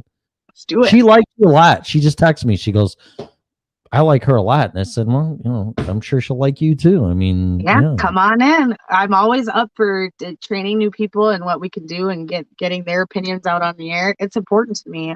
Everybody has unique perspective of life, and everybody's perspective is needed. People think, oh, well, don't you have shows about the same thing? No one talks really about the same thing on our network, to be honest. But since what you've been through and I've been through in waking up and trying to get people to realize what's going on, just agree or disagree with me with this statement, because she's worried if she starts talking about ETs and her experience, even with proof, that she's going to end up disappearing. Do you really think anybody gives a flying fuck about that right now, considering where we're at? No. And honestly, if she wants to know, for the first couple years that me and Red did this show, we talked a lot about UFOs and ETs and the Archons. And we used to have a guy who came on who we used to talk about David Wilcock. We used to talk about all the extraterrestrial shit. It's fine. It's fine. That's what I'm going to say. We used to get down, and we'd once talked about all the 23 different ET species and where they came from and what they did and what their groups are and all of that. Yeah, put it this way. If there's ETs, which I think there is, because when we got microwaves and after Roswell, our technology just went through the fucking roof, and they gave credit to NASA. Well, NASA got it from somebody, and that was reverse engineering from the fucking flying saucer and aliens from Roswell. That's just my opinion. But there's a bunch of cases of things like Rendlesham Forest in Germany and many cases across the country that make you question what occurred. And Art Bell was one of the pioneers of telling a lot of these stories that people had. And Catherine Austin Fitz, she was good. And no, that was the economic lady. What the hell is her name? Earth Files. Linda Moulton Howe always had all these stories about ETs and people interacting with ETs and things like that. So, no, earthfiles.com. Wonderful. My opinion, people haven't looked into that. My opinion, perspective on this, you could come on here and have proof and talk about aliens and where we're headed and where we're going. Nobody's going to give two flying fucks. I don't. No. honestly. No. Unless they're going to start using that for like a way to like prove like Jesus coming back in like a mirage or something like that. Right. Like, Right. you know what I Yeah. mean? Like I could see that Yeah. being used. Yeah. You know, but that's true. No, one thing I do want to tell everybody is happy Thanksgiving from us at Freedom Revolution Network. We hope everybody has a great holiday. I hope everybody gets to spend it with people that they care about. Don't spend it with people that are shit. Don't. Just don't. Don't do it. It's not worth it. Eat at home. That means every family member. I know. That's why I'm only celebrating it with my mom. Like, Yeah, right. That's how you do it. You just That's cut everybody right. off. It's simple. It's easy. You can do it. Because there's no point at this time to be stressed out with extra bullshit when we're just like learning how to just to survive. Like it's not worth the stress at this point. Yeah, but we got to get to the community level and the bonding and the survival part of this, because waking people up and saying, "Hey, there's a truck that's going to hit you from behind," they don't want to listen. And No, until the truck is hit, and now they're like, "What the hell do we do?" Yeah, So like, I think just showing people the way is going to be the best way to go rather Right. than catching them up on, 10, 15, 20 years of conspiracies at this point that honestly, you cannot, I don't have 10 years to explain it to you. Like it took me 10 years to get to here. So Correct. all I can do is show you what we can do from here on out now. And it's taken I me can have you go back and listen to what I said before, but like other than that, I cannot, contain all my knowledge into your brain. I just cannot. No one can. Nope. So we got to think about that. That's why that's where we're at, and that's okay. We can be there, and it's not saying that we won't still educate people. It's just we won't be spending full time educating on some of these topics, that are available to history that you can research on your own to get caught up. It's trying to teach somebody their life journey and experiences when you can't do that. That's for them to discover. Exactly. So we can show them, but whatever they do with it, but that door's closing. We can't show you anymore. No, It's because gonna- we're not going to have time to show you because we're going to be too busy surviving. In an analogy, it's like the flying saucer doors are closing and we're taking off. Whether your ass is on the flying saucer or not is up to you, but it's leaving. We're going to leave without you. Yeah, unfortunately, and I hate to be like that because there will probably be other people out there. I'm sure of it. There will be other people out there who are still educating and teaching. There will be. There will be people who have time, the patience, all that for that. But this far deep in some of our journeys, we've been preparing for this for years and knew this was going to be. I was even talking about this with Mr. Tyre. He was like, you were right in the end. He was like, you told me 9 years ago that vaccines would be the hill to die on and they would control the whole country through vaccines. And it would be, you would lose your job, you will lose this, you can't do that. He's like, you called it. And here we are. And I said, yeah, I knew it. I felt it. I knew it 100%. It was the easiest way to control everybody at once.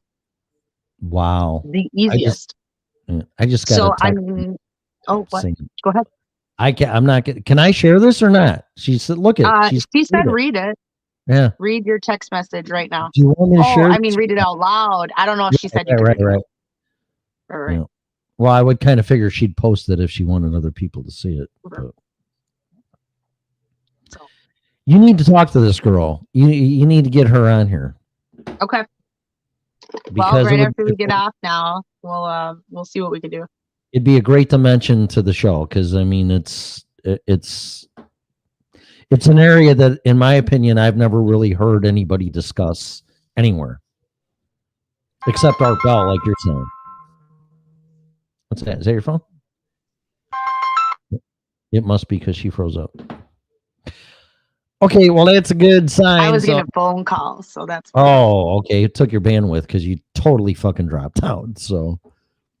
Yeah, no, it makes sense now because I was getting phone calls. But yes, we will hook up. We'll do that.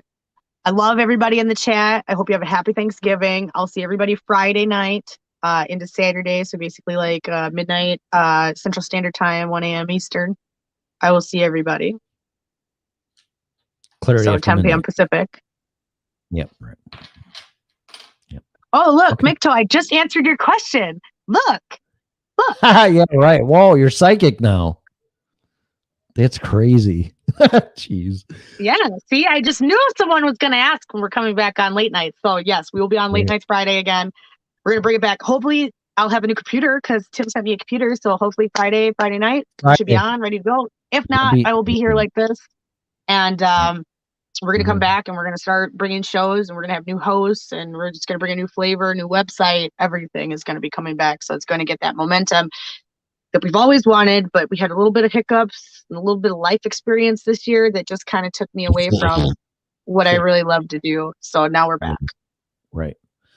All right, Scarlett, thanks for enjoying the show on your network. You're always welcome, as you know. Unless I'm in trouble, then you can't come on here. But, which don't happen often. Yeah, I hate to leave anyone behind too. That's what's so hard about this. Like, but I told Tim, I said it has to come to that decision where we have to realize what our priorities are, and we just can't carry that part anymore. We just have to kind of keep pushing forward and forging forward now from this moment on, and that's just where we're at. Well, I'm sure airline carriers don't like closing the hatch and saying we got to get the fuck out of here because it's time to leave, but you got to do what you got to do. You're not on the plane, you're not leaving. Right. Nothing personal. Yep. You got to get on the boat. Either get on the boat. That's right. Boat's leaving. Okay. So you got it.